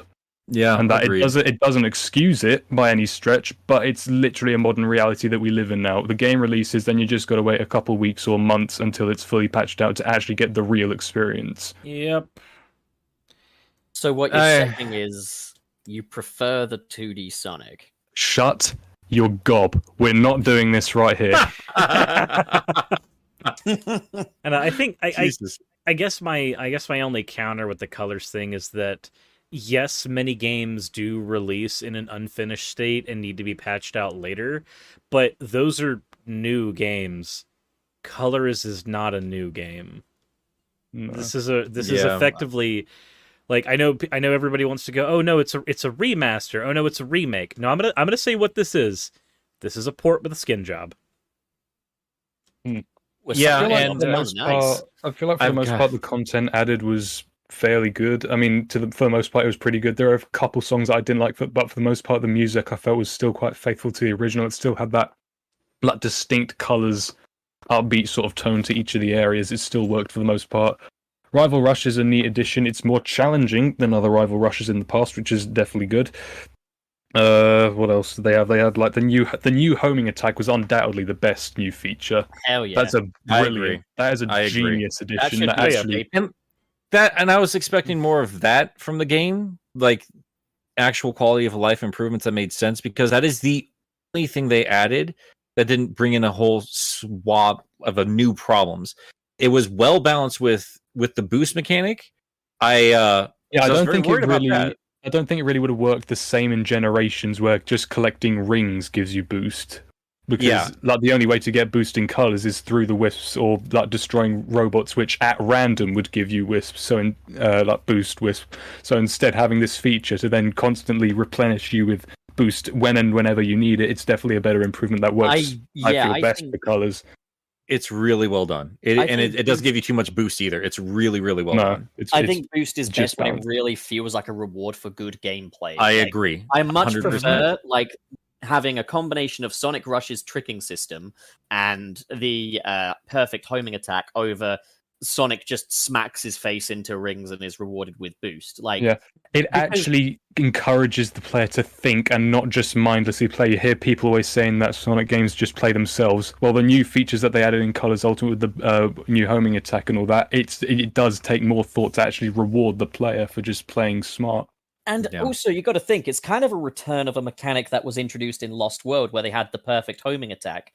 But in Lost World, they had the perfect homing attack just play the game for you. Whereas Colors Ultimate, it actually does something cool that requires more player interaction. Oh yeah, because in Lost World, you just had to wait for it to ding 3 times. I'll be right back. My tortoise is about ready to shit all over my floor. I'll be right back. Yeah, Fair enough. Thank you for that amazing piece of info. Yeah, Privileges no, of like, war. Serious, with I a- could go for a skin job right about now. What do you say, pal? do you want to? Do you want the skin job to be half done, and we have to do the rest next week? Because like I just not in front of Tom, but Not in also front of I Tom. just have to ask: Steak. does your little persona have a penis or nah? I mean, I don't know. Do you? I would think you would know. Nope. Huh. There's a Pandora's box down there. When you open it, the world ends. You know what? Maybe would. What it's skin job. Upon Time of opening, you just enlightenment. enter a black hole and it just consumes matter and reality. Oh Well, no! that It can. answers that there is a hole down there, so I guess the fair enough. There's definitely something down there. Oh my god! This is what happens we when Nick goes away. Like, I'm back. I'm No, back. only when you're the one who can pilot the conversation, pup. There is a reason that Trey made that meme of all of us having to just hold your leash. that is a point. Nick is the one that keeps me stifled, which is good. Stifle. I'm repressing him. Nick is the one who's edging you. Nick is the... Okay, calm it. We're gonna go little either dictator or just a kinky dom. Either way. Yep. I think it's both, but that's just my headcanon. I mean, Nick's a good-looking guy. But like, let's not get ahead of ourselves. Oh God. All right. When he's Treading white on balanced dangerous correctly and territory. doesn't look like a tomato on his streams, yeah, he's a good-looking guy. Treading a very thin line here, I can tell right now. Anyway, Okay, so Tom, you have to leave because, ladies and gentlemen, group masturbation begins in 30 minutes. I swear to God. So, I mean, how much more time do we have with you? Guys right now? Because I did want to actually talk about the discourse around the game more than the game itself because I've been working on the script for like 2 weeks now. I'm But, still able to stay, I'm pretty sure. I say I'm still good for another half hour. Yeah, I got a little bit more time, but yeah, I've noticed there's just been I mean, the same just angry back and forth, like people really defending this game and people really finding this to be like an abhorrent release. And it's I mean, that's why game apologists exist, is for shit like this. It's fucking crazy, man. a heads up, you guys only paid me for 90 minutes, so I'm going to need people to send in super chats to keep me around. Oh, you need more pity subs, don't you? Because you only Can I get work some when... pity subs, please? You only work under the capitalist society. Jesus. Tom, you need to do the overtime. Can we keep the lore from your channel and just keep it on your channel and not bring it over to here? It's a virus. Valid. A metal virus. Yeah, a metal virus. You see the continuity I did there? That's clever forethinking. I literally going- hate myself. It's going to infect us through our clothes. That's what's going to happen. Because physics, they I was work gonna say- wonders. better than the Bio- Bukkake biology. virus. Anyway, Democracy has chosen your fate, by the way, Tom Topics. Oh, is that have they deemed it so? Mm-hmm. Well, Right. democracy can suck my dick. Christ. Oh my god. But yeah, I All do. So the Sonic Color stuff, I'm gonna be honest. Watching the fan base just kind of rip each other apart over every new Sonic release, I don't know if it's catharsis for me or if it's like all these tiring. kind of- Like it's like it's both. Because like on the one hand, I'm watching it and I'm just like, well, grab the popcorn, let's go. On the other hand, I'm like, can we be done, please? it's very draining, and it's goddamn, dude. I guess it hits differently now that because when I started my channel, it was before I even like really interacted with Sonic fans. I was just more interacting with the gaming discourse overall. Because as it turns out, the Sonic community is much more disassociated with the larger gaming community. It's very weird, especially considering Sonic is such an iconic character. Mario is always part of the larger gaming conversation, regardless of how rabid Nintendo fans can get. It is still a part of it. Sonic Colors, nobody in the gaming world right now is talking about Sonic Colors Ultimate. They do not give a shit. And I mean, at the end of the day, it's almost like just be lucky that the main review scores were just fine and nobody gives a shit about it anymore.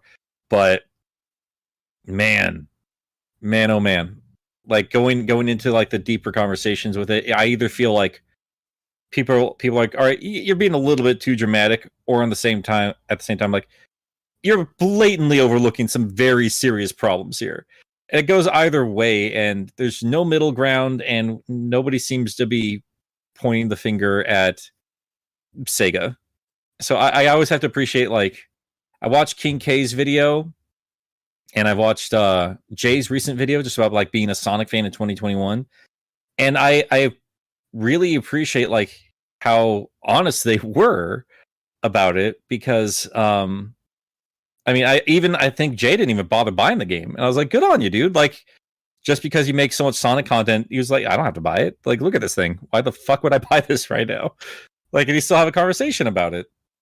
And King, like, I watch his specifically. I try really hard not to watch other people's stuff before I get my own video out, but I wanted to see his because I know he's going to have a very different perspective, and he's going to point out stuff I wouldn't have noticed. And I knew he was going to go out of his way to really test like the Ghost Wisp and stuff like that. And now I'm going to shout him out in my video because he did a great job with that, where he was like, no, but look at what this thing will do. Like, actually pay attention if you're not running through this. Like, look how it breaks the game. Like, if you're actually trying to explore or speedrun or anything else like this, look at what this new stuff does to the game. And I appreciate that about Sonic fans. Or like how he was going through like, hey, here's how the Tails save Cheese's red ring, stuff like that. Exactly. And Chowmix did the same thing too. And like, he mentioned something I didn't even think about in my script, where he was like, yeah, that Tails thing, it fucking messes you up, because if you're trying to get something and you just, drop off the side of a cliff to go back to an earlier checkpoint, you can't anymore. You have to go wherever that stupid Tails save takes you. Like, that's a good fucking point. Like, anytime I'm looking for red rings, I can't do it because of this goddamn Tails save. Like, it is a fucking nightmare. So like, I'm shouting those two guys out specifically in my video because that's something I've been waiting for ever since we heard about these things. And we've talked about it plenty on this show specifically, which was, okay, I understand what you're going for with these new features, but this looks like this could potentially break the game if you don't think this through. And leave it to these guys that are professionals for a reason. They found it, and relatively quickly. And it's not like they're even like actively trying to cause problems with the game. It's just like, the way I play the game, these things get in the way of it. And it's I'm getting off my main point there, but I guess what I'm saying is I appreciate Sonic fans getting as detailed as they get, even if it can feel a bit dramatic in terms of like calling it this thing like pathetic or unacceptable or whatever the case is. But I don't know, man. I also think that people being way too lenient on it is a big problem. Like, at the end of the day, a lot of that lenience comes not because the remaster's good, but because Colors is good. Yeah, and again, spoiling my own thing here, but like I've said in our chats privately, the only reason Sonic Colors Ultimate is good is because I feel like it's a shoddy house built on a strong foundation. Like, that's word for word what I've used 100 times before. But man, it's ultimately Ultimate disappoints me more than anything else. My sentence that would summarize it and define my opinions on it is, they didn't completely bugger it up. But I guess that's what I get tired of. That's the best I could say about it, is they didn't completely bugger it. And I guess I'm getting to the point where I am saying it's okay to be mad at Sega. And I'm going to save my thoughts because, again, I have a video coming out and I don't want to be redundant here. But well, I've already made one of the two videos I'm making about it, so I'll say one of the things that I got like literally right after playing that game. I don't know if the remaster soured me on Colors or if my experience with other games has soured me on Colors, because I don't hate it. I don't hate the game. but the game really does not excite me anymore. And I don't know if it's that I've played Generations since then and I've revisited different forms of Unleashed since then, or the fact that I've played just other better fucking games since then. But it feels like an exhausting game to go back and play for me now. And I feel like the last thing a video game should be is exhausting. I think part of that is, because we've had different games since then, but I think something I've noticed about with remasters is as excited as I am for games getting re-released, it is still the game I've played before. And I don't often like revisiting games over and over and over again, especially if I'm not like deeply in love with it. I like colors. I've never been madly in love with the game, the original one or otherwise. So coming back to it was already going to be a little bit of a chore for me, especially when there are other games I've been way more excited to talk about. Like Cruisin' Blast came out like 2-3 days ago. And I've seen everything there is to see in that game the same day I bought it. But I was way more excited to talk about it, and I got a video done like that day and put it out like yesterday. And no, it's not doing as well as Colors Ultimate. But like I think like the only reason like I'm giving this game as much thought as I am is because this is where the audience is for me. And I am like legitimately interested more in the discourse surrounding the game than I am for the game itself. Because as it is bluntly a re-release game that is somehow worse in many ways is not something I'm interested in, especially when I have Psychonauts that's not getting any kind of attention. And it came out the gate a complete game. It's not a busted game. You can just download it and you play it and it works just fine and is a far more complete experience, at least from what I played so far. I guess if nothing else, I'm really, really looking forward to Marvel Spider-Man 2. That's what I'm looking forward to. Dude, I swear to God, I keep calling it, but like they're probably gonna have the next like PS5 version, like PS5 Pro. I'm gonna bet like 2023 to release alongside that game, and that's when we're gonna get like our black version of the console. It feels like that game is gonna be where the new generation finally arrives, like because it really feels like this new generation has been really stalled. You know, like I don't know. I'm with you. I think with new consoles, we're at that point where we hit photorealism in the last generation during Xbone and PS4. Like we hit that, we hit it and we hit it fine. The only thing that improves now is fidelity and polish. We can now do this times and we can how now much you can store. We can now do this at 60 FPS. We can now do this with 3-second load times. Like that's what changes now. We can now animate models infinitely better, but the actual like model itself. The model itself's going to look fine. There's still even further they can take it. The question is it viable? Well, I mean, at the same time, though, they've brought in a slew of brand new problems with this last 5-6 years of games. And Tom brought it up himself.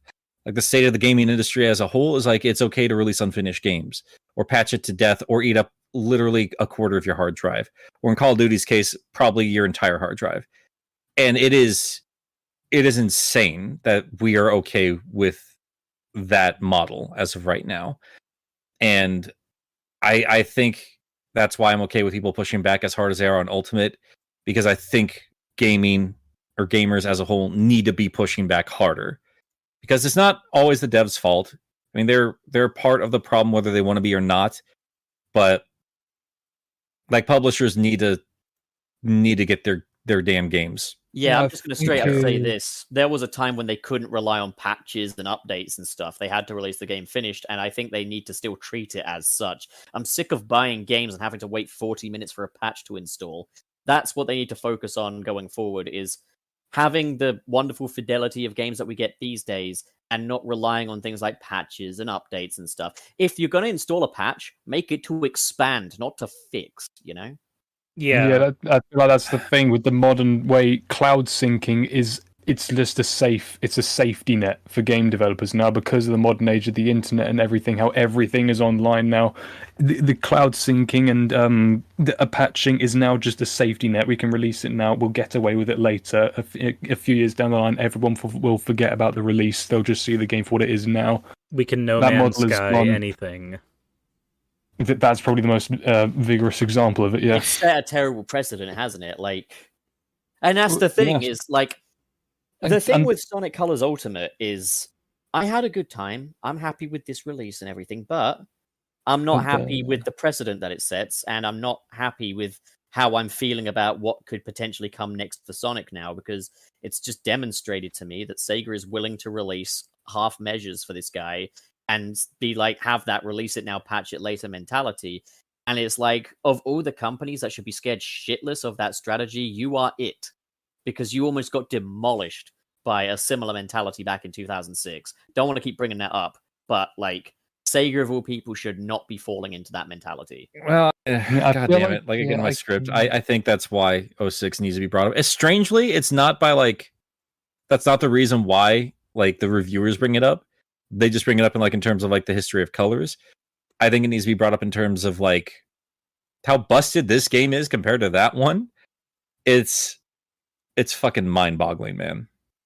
Time and a place for an 06 reference, and I think you're going to hit it on the head. The things with these gaming journalists is they're like, Sonic's entire history since 3D was Sonic 06, but Colors was not? Sonic had a it. rough transition, everybody. There are It's- only a few Sonic games. It goes Sonic 1, 2, 3, and 06, but now Colors is here to change everything. And I understand a lot of the fans that again refer to it as meta era or whatever the fuck else. Like again, like I'm not a big fan of the term, but I understand the mentality behind it. And I think unfortunately the Colors release is showing me more of that frustration on that end of things, where I've said it 100 times before, like I'm a classic fan first and foremost, and I do not like the direction things went after Adventure 1. I thought those games got progressively worse with each release. I'm sorry to say that. I like Adventure 2 less than Adventure. I like Heroes less than Adventure 2. I certainly like Shadow less than those. And after all those, I think 06 is by far the worst of them. And it really sucks because like I genuinely look forward to each and every one of those releases, because despite me liking Adventure 2 less than 1, I love Shadow and I wanted to see him back. And I liked all the cool ideas they brought in with Heroes. And I wanted to see this new generation with a more serious story and a return of Hub Worlds with 06. And they just kept disappointing me over and over and over again. And the people that grew up with those games now have to watch that all over again. And that, I do think that sucks. I don't think that the 2010s have been that bad. But like, if I'm honest with myself, I wouldn't want to revisit them, not by any stretch of the imagination. And I think returning to Colors, I don't know, dude. It doesn't feel like they've learned anything at all. It doesn't feel like they've learned anything at all, and they brought more problems to the table. And I think that's what burns me more than anything else. Like, the underlying problem has been there since those early 3D games, where Sega is fine with, as you said, Pup, half measures. They're fine with just selling the brand over releasing a quality product. And I don't know, like, the voice actors haven't changed, the tone hasn't changed, and they want to represent, like, this is how we want to, represent Sonic the Hedgehog to newer fans from the movies. Like this, I don't know, man. Like, I'm more disappointed than anything else. I think Rangers is gonna speak it all, but like the thing that I'm kind of just a bit tired of now is it feels like after Unleashed, after with outside of Sonic Adventure 2, and I know I'm just going by my own personal opinions here, Sure, but I don't think there has been a single Sonic game that has fully captured its potential. Even Generations, love that game to death, but it doesn't capture the full potential of that that prospect, the game it could be. And I just want a Sonic game now where I can play it and go, that did it all. It did it all. I'm completely satisfied. Yeah. I don't want to have another Generations where I'm like, oh yeah, the gameplay was fantastic. The story was complete wank, and like it feels like it's missing a few areas here. Like there's definitely more ground we could cover. Give me a Sonic game that covers every little bit of ground it could possibly cover. I'm not asking for the story to be the seventh seal, but just give a story that capitalizes on the potential that's there and does something solid. Give us enough levels for me to end it by saying, I would like more, rather than where the fuck is the rest of this game? Like, I just there's a comparison I actually want to throw out to you, Pup. Okay, so I know like recently in the last couple of years you actually started playing the Mario franchise, right? right, yes, and like when Bowser- I played Mario Odyssey, I was like, that is everything that game should be. It did everything it needed to do. Yeah, there's a Right. reason why Mario is considered the king after all these years, because Why he can't never Sega misses. just look at that and like they keep copying Mario with like, oh, we'll do the art style, we'll do the music style and stuff. No, fucking look at Mario. Like, what's he doing? He's maximizing his potential. He's doing everything he needs to do in one go. He's not saving bits and bobs for other games. He leaves the new ideas to other games. What he's doing is he's maximizing the potential of his every goddamn installment. Sega, that's the fucking lesson you need to learn, but you guys are too fucking dipshit to do that. So the actual game I wanted to bring up specifically because this is a game to bring up when it comes to the idea of what, Colors Ultimate is and how it's viewed in the discourse with all of the Sonic fans. Have you played Mario 3D World, the Switch port specifically? No, I haven't, but I've heard Okay. it's got like a whole new story mode attached to it. And Yes, the Bowser's. I will say this: there has not been, even with Odyssey, because I have Odyssey, I've played it. Even with Odyssey, there is not a Mario game I have played that has made me feel more joy, more excited, and has caused me to be more immersed in what it was doing than the Bowser's Fury side game that was added to that port that didn't need to fucking be there. People would have bought that without it. I would assume that was there to be its own game at some point, but with everything going on, they probably just did what they could. I think that's a test bed for whatever we're getting next from Mario. It was really well done. And when if they did it's the a Sonic Central and Roger Craig Smith first announced Sonic Colors Rise of the Wisps, before we knew it was going to be an animation, I thought they were doing a Bowser's Fury with Sonic Colors Ultimate. like, imagine a Sonic Colors Ultimate where instead of the level select that we have right now, they went, hey, we're going to give you Sonic Colors. It's going to have all the levels that were in it before. Those are fine. But we're going to give you a 3D interstellar amusement park to explore as a hub of sorts where you can I would play love around. that. The I same. would love that so much. Sirius, just so you know, I'm not stealing that idea. That is in my script because we have talked about it on this show. Oh, I know. I'm just I know. saying that right now. I know. We've talked about it before. I know you're not yanking it from it, but dude, the fucking. I'm just gonna say this right now. When I watched your video, when you were like, "Oh, Andy, this is Fang the Knackle," I was like, "Oh yeah, he grabbed that one from me," and then he said my name. I'm like, "Oh, it's just a shout out." Okay. We I have got a shout out where I could. we have a group chat. We steal each other's shit all the time. We talk all the time in there. It's fine. Modern world. We do not steal each other's shit all the time. I do not steal anybody's No, shit. no, I'm talking about like me with oh yeah. Shh, shh, shh. What I was really just doing was turning myself in for stealing certain Spider-Man theories from Sirius. Like, with the whole canon thing. Oh my god. But no, my thing is that knowing that because here's the thing, I personally wouldn't have bought Mario 3D World on the Switch had it not come with the Bowser's Inside Fury thing because Bowser's Inside Fury. I'm sorry, I forgot about It sounds like I'm fucking him in that case. well, there is Bowser's Inside Story where half of the game takes place up his asshole. I know, but Bowser's Inside Bower? Bowser's. Fuck. Okay, you know what? Let's all stop talking for one fucking second. But so knowing that despite the reasons why they might have gone, because there's obviously COVID related reasons. You're probably right, Nick, that there was meant to be other things in development for that, and they just tacked it in because that's what they did. But that mode doesn't feel. It's a complete product. It doesn't feel tacked on. It doesn't feel tacked on at all. And if they had just, and the main game is better too. It's better than the original Wii U version. So if they had just given us a version of Colors Ultimate where they said, hey, we're going to put this extra time and development into this. We're going to celebrate Colors for what it is. Then let's celebrate Colors for what it is without the limitations of the Wii. Because I don't doubt that there could have been a conversation at some point about the problem with the Wii handling larger hub worlds, despite the fact that anybody that thinks that would have actually been an issue for the Wii is wrong, because we've had large hub worlds on weaker consoles. So I never want to hear that dumb argument.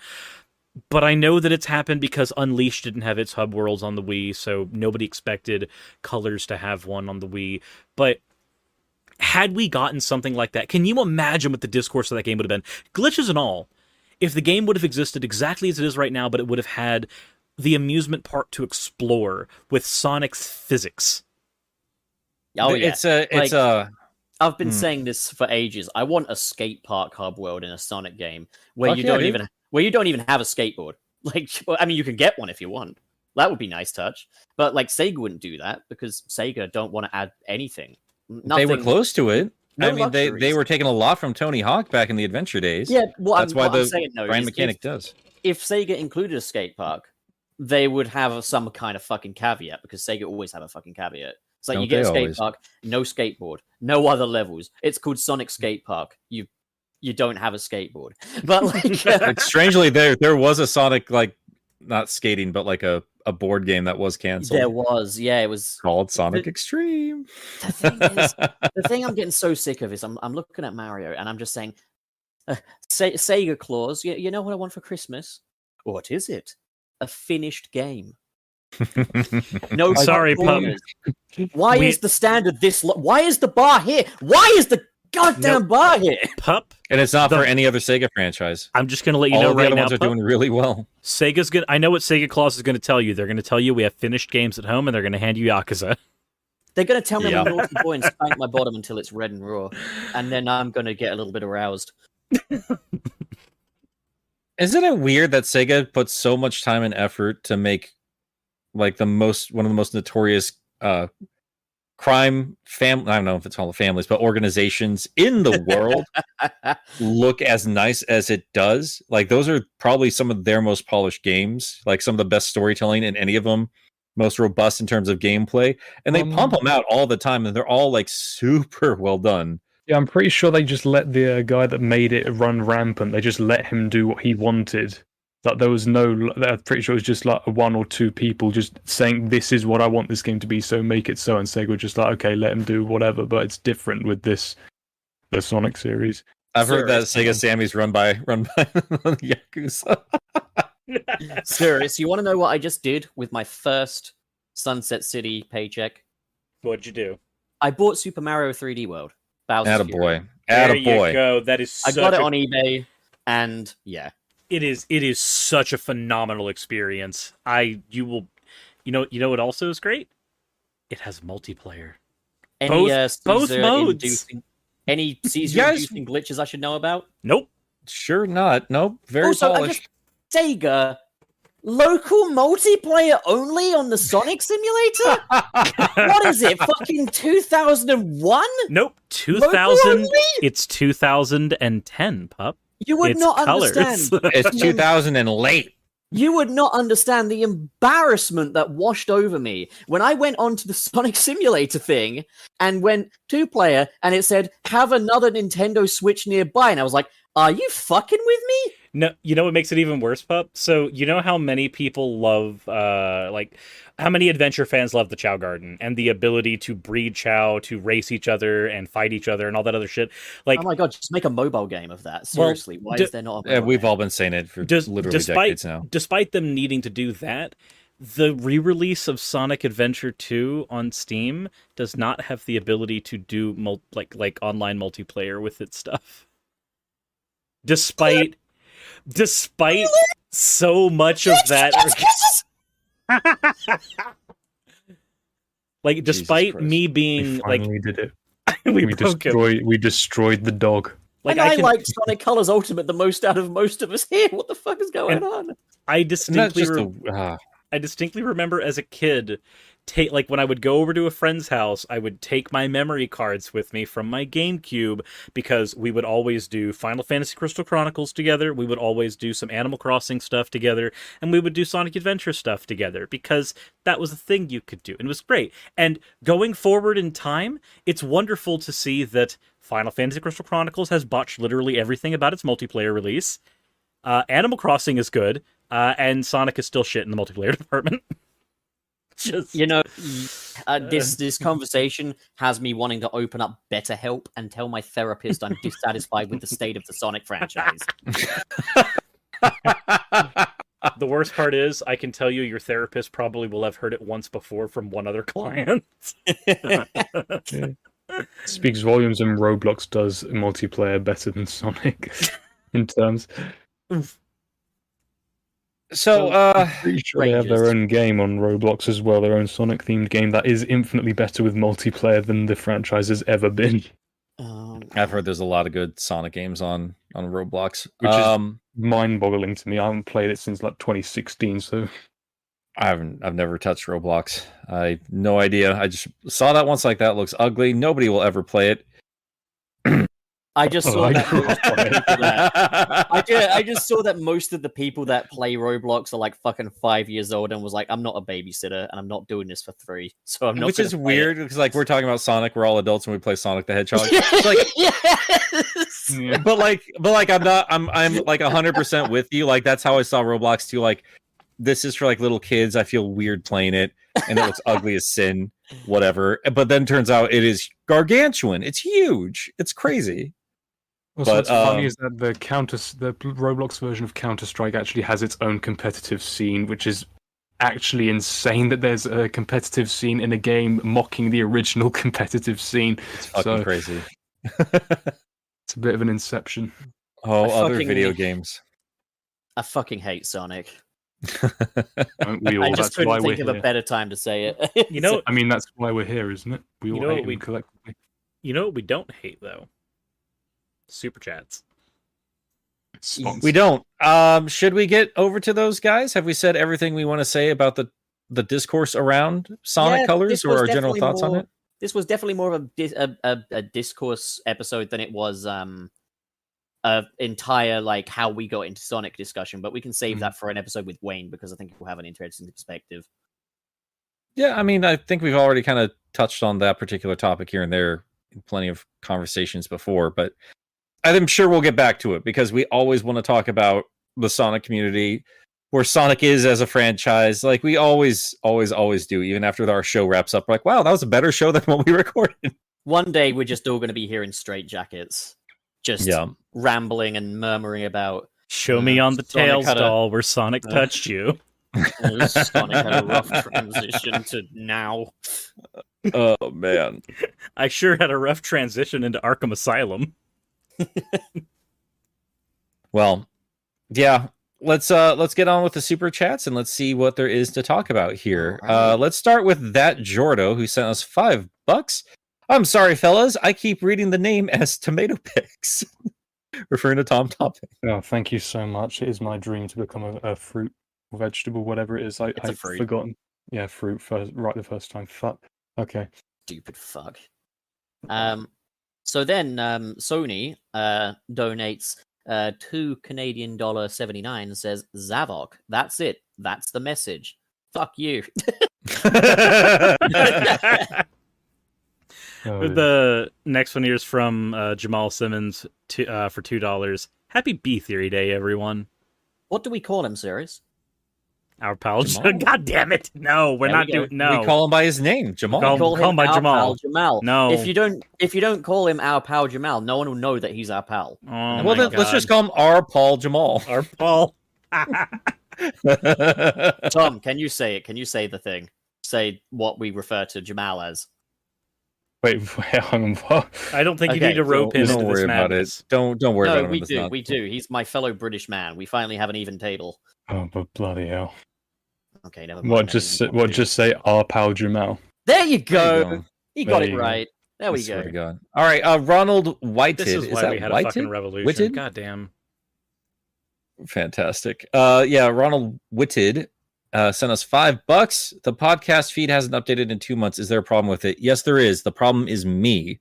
I just recently stepped down from my daytime job. I'm still there, but I have way less hours than I used to. I'll be blunt. Just updating that has been on the back burner forever, and I've just not been wanting to spend an afternoon on the phone with Apple.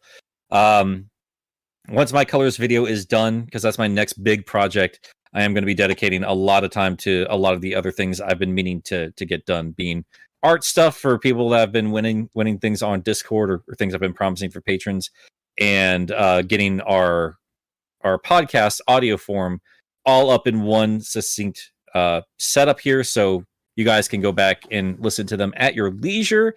Even if we do talk about things as they happen during that week, it might still be fun listening to the discourse around colors all the way up to the release, because that's kind of where we started our show and where that all kind of ended up. Is this might be season 1 actually, Pup, is the Colors saga. This is season 2. Season 2 is the Colors saga. Season 1 is the Drought saga. The Drought saga? I don't know. Yeah, because season 2 began when Wayne came back, and when Wayne came back was the Sonic Central, I believe. But he wasn't gone that long. He was, and gone like we that do a much. weekly He show. He was literally gone for like over 10 episodes. Well, whatever. We can discuss that another. Well, another but would day. Tom Topics like to read this next super chat? Is that, I- is that what I'm thinking? It's just- the one after Ronald Whited. Yeah. Okay, Thank there you. you go. You did it. You did it. You did it. I believed, and it happened. No, Oh so my God. Appishodin didn't write anything, but he donated $20 because he's that generous. He doesn't need to be heard to give us money, and that's the kind of person I like the most. The rest of you can fuck yourselves. Dude is a Jesus Christ. dude's great. He throws subs over at my Twitch whenever I'm live over there as well. I don't understand. So like, I understand that there are people who are very generous in this world. I don't understand what it's like to have enough money to be that generous. Well, look, here's how it goes, okay? He's not just a Sigma male with his grind set. He is a yogurt male, the best of all males. The rarest male type. Is that the Do kind you want that to get the? curdles in the sun? No, it's the kind of male that eats yogurt. Pup, you Okay. want to get the next one? Yeah, I got it. So that Jordo, hey, I recognize that name from your streams. Well, basically, he sends $5 and says, "The fuck when Twitter gives Shadow more character development than the actual games in 15 years." Oh, that feel when Twitter gives Shadow. Yeah, no, I agree. I fully agree, buddy. Interesting Yeah. to see that. Falafel. That's where your mind goes when you see TFW. That's the first one you go to. Well, you Yeah. probably thought of Team Fortress Wankfest, didn't you? You little Steam fanboy. Not a there Steam wasn't. fanboy. There wasn't a hat on that super chat, so he couldn't have thought it was Team Fortress. Oh, Well, either thanks a way, lot. Tom Thomas and prefers the 2D Sonic. I go back and forth on I think a lot about it at the minute. I'm thinking about it genuinely, about which I think is better. You used to prefer the 3D Sonic. How could you I'm leave our ranks? considering. Nick, do you want to thinking get the about it. next one? It's actually your turn, sir. So if you want to Okay. handle that one. Sure. I'll handle it if that's what we need to do. So Swear to God. from SonicBot, thank you very much for the generous $20 donation. Said, I don't know what to say or ask, so I'm just going to tell you how I did in a Halo 2 Slayer match. I placed second on the leaderboard on my team, even though we lost. Here, have a 20. My man, Thank you. my man. Thank you so much What for a the 20.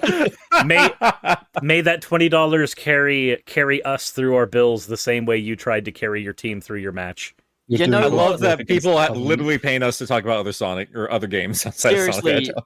SonicBot, look, man, Shoden might be a yogurt male, but you are at the very least a figgle bottom male, which is like very close to the top, my friend. What a Chad. Oh my God! All right, Devin McCann sent. I us don't even know the gender of these 99 people. 99 and 99 cents. That is an excessively generous donation. Thank you, Devin. Devo. Again, good Lord. I missed last week's show, but I'm back. I only have time for a quick donation today. This puts us at $130, everyone. We only need to donate 582 more to beat our record of 711. Let's do this. Yeah, Go down, guys. Get donating. Dig deep. No. I'm just gonna. None of the Wow. proceeds go to Tom Topics, so you can all rest easy knowing that. Let me Yeah, just do the I'm rest of sure. these real quick. Devin continued through the stream, and he gave us $9.99. Now we only need 552 more to beat our record. Another $4.99. If everyone in this chat just donates $5, we can beat our record. So straight What a up great going idea. spirit bomb style on us here. And then oh. Mr. SP, beloved patron, sends $10 and says, "Why not $10?" Because that would be to go further beyond. And then Devo returns with US dollar $4.99. $10 works too. Oh. Next one we have here, Tom Topics, if you want to get this one. Okay, sure. Sonic Bot with another $10. Going back to DC, their animated movies and TV shows show death as a blinked out of existence, or they're transported to somewhere else. I think Sonic could do that. Maybe. They go to the continue screen. Sent to another dimension or the Shadow Realm. Like there's localizations Do you have think have the dealt with Shadow that. Realm in Sonic's universe is just a bunch of shadows? Yes. It's just up his asshole. Where's that damn exit? It's all the shadow androids. Oh my god. So we have another one from Devin McCann for $1.99. Who's the most uncomfortable with donations? It's Pup. I am so uncomfortable right now. Oh man, isn't it entertaining when I'm uncomfortable? It But straight gosh, up I sure gives don't him like this. It I straight hate up this gives him a feeling. stomach ache. I feel terrible. You actively sound kind of slutty for money. It really makes me uncomfortable. It's I'm really literally gross. gonna be fucking shaking my booty on these things for money in the future. Are you going to be Well. changing your reactive image with like an image of your character twerking or some shit? What, is he not sexy enough as it is? Gonna get one With of his those big mouse open pads mouth? with the booties as the wrist rest. Oh hell yeah, I will. Nick, do not take my merchandising idea. It's okay because it's satire. I'm not really greedy. I'm just being a meme. We're just trying to survive, but we appreciate the help, guys. Whose turn is it? It's My someone turn? else's turn. All right. Devin McCann came back with another 99 cents with a chili dog graphic, which was really cute. Okay. Then we have that Jordo with $3.50. All right, Pup. How much of you do I get for this? Oh no. Oh, and I said 3 minutes and 50 seconds. I said that they get 10 pups for that. Does 10 pups translate to 3 minutes and 50 seconds? Are we going to create There's pup only time one now? pup. There's only one pup. Okay, so Look, there's no. it's just you in the back room, a jar of peanut butter, and Fun fact: I Go don't from like there. peanut butter. okay. That's, Well then, Yep. Okay, that's understandable. We've got but no. some jelly then. We've got another yogurt mail here in the form of Lederick, who has few words but many bucks. Thank you, Lederick. Thank you for the 50. And I didn't copy over the 999. Oh God, how are we supposed to credit them now? Wait, no, this sounds like Sounds like Devin. This sounds like Devin. It is. Yeah. How much more money do we need to beat the previous record of 7-Eleven? I don't know if anybody has that pulled up. We can We see are here, but we are at 284 right now. that's again incredibly generous for a silly ass show. We saw more super chats. If you guys want to keep going though. Okay, so we've got Smacko. I don't know if that's pronounced right, but Smacko sends 10 pens. First episode I see was fun, guys. I'm glad you had fun, Smacko. Smacko's also We the had fun one. too. Smacko's also the one that I recently just shouted out on Twitter that did the Sonic the Hedgehog service. What That a was- fucking yogurt mail. It was the detail on it was really good. It did not look like a Pender's drawing. Jesus. I'm going to skip this next one real quick, but Pup or Sir, so you want to get back to it just because this is out of order. But Mr. SP did throw $10 our way and congratulated me. Thank you. He said, congrats, Nick, for finally getting one foot out of the door of his old job. Looking forward to plenty of new content. And I'm looking forward to producing plenty more content. I love working on it, and if you guys want to be helpful, go check out the latest video I did because it wasn't Sonic, and those numbers are showing. It has a driving severely. shark in it. You all should love that. You absolutely should. The game's amazing. But yeah, thank you again, Mr. SP. All right. We have one here from Adzinko for £5. You skipped Smacko, didn't you? No, we just got done. did it. There was not another Smacko one? Okay. No. But no, this one says, as long as the money isn't going to Tom Topics, then take my money. That's quite an Oh my God. mentality right there. Oh my God. Thank you Yeah. for your consideration. Oh, so sweet. So nice. And AKA Shonen threw another $5 our way. That is it for the super chats, at least as of right now. And Which we wanted means to just the episode is over unless Yes, you 'cause I really donate do need to more. go very Do quickly. not donate more because we all need rest, but donate more. I swear. There is one thing that we do need to throw out there, though, just because we haven't already. If you guys have not managed to do so, our guest today has been Tom Topics, so please do us all a huge favor. Click on this link that we just dropped into the chat. That will take you to Tom Topics' channel. Please go ahead and give him a subscribe if you have not done so already. If you have not, if you're listening to this later when I finally get the rest of this up and get Apple to work with us finally, then yeah, look up Tom Topics on YouTube. I know our friend here has been a little quiet. I mean, you've been great, but I know you've been a little bit more quiet. But when he is in front of his script and sharing his opinion on something, it is fantastic. He deserves way more attention than what he gets. Like I was very engaged with every video of yours I watched, man. It's really good stuff. Yeah, this shit Oh. is not indicative of his actual performance and his content. He's just being a prick tonight. But Oh my God. no, he's actually quite shy. But The like, more Pup fucking- hates you, the more you're loved. if you do go to his channel from here, be sure to let him know that we sent you. Let him know that we fucking hate him or that you hate him. Whatever. Just tell him you hate him.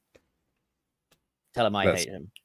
It's phenomenal. So, Pup, I'm Absolutely. just going to say this right now. I think you're going to be responsible for an entire lore shift where his channel's concerned, where all of his people are LARPing as hate watchers. Well, we might have already had a small hand in that, right, Tom? Like, to be fair. Sure, yeah. He does deserve the video that's sticking with me specifically that I keep mentioning. I just went and looked up the name because I couldn't remember the name. It was elitism in the Sonic community. I thought that was a really good topic and really on point. So I think that was, I don't know, I loved it. And we have new super chat from. We've got another yogurt mail.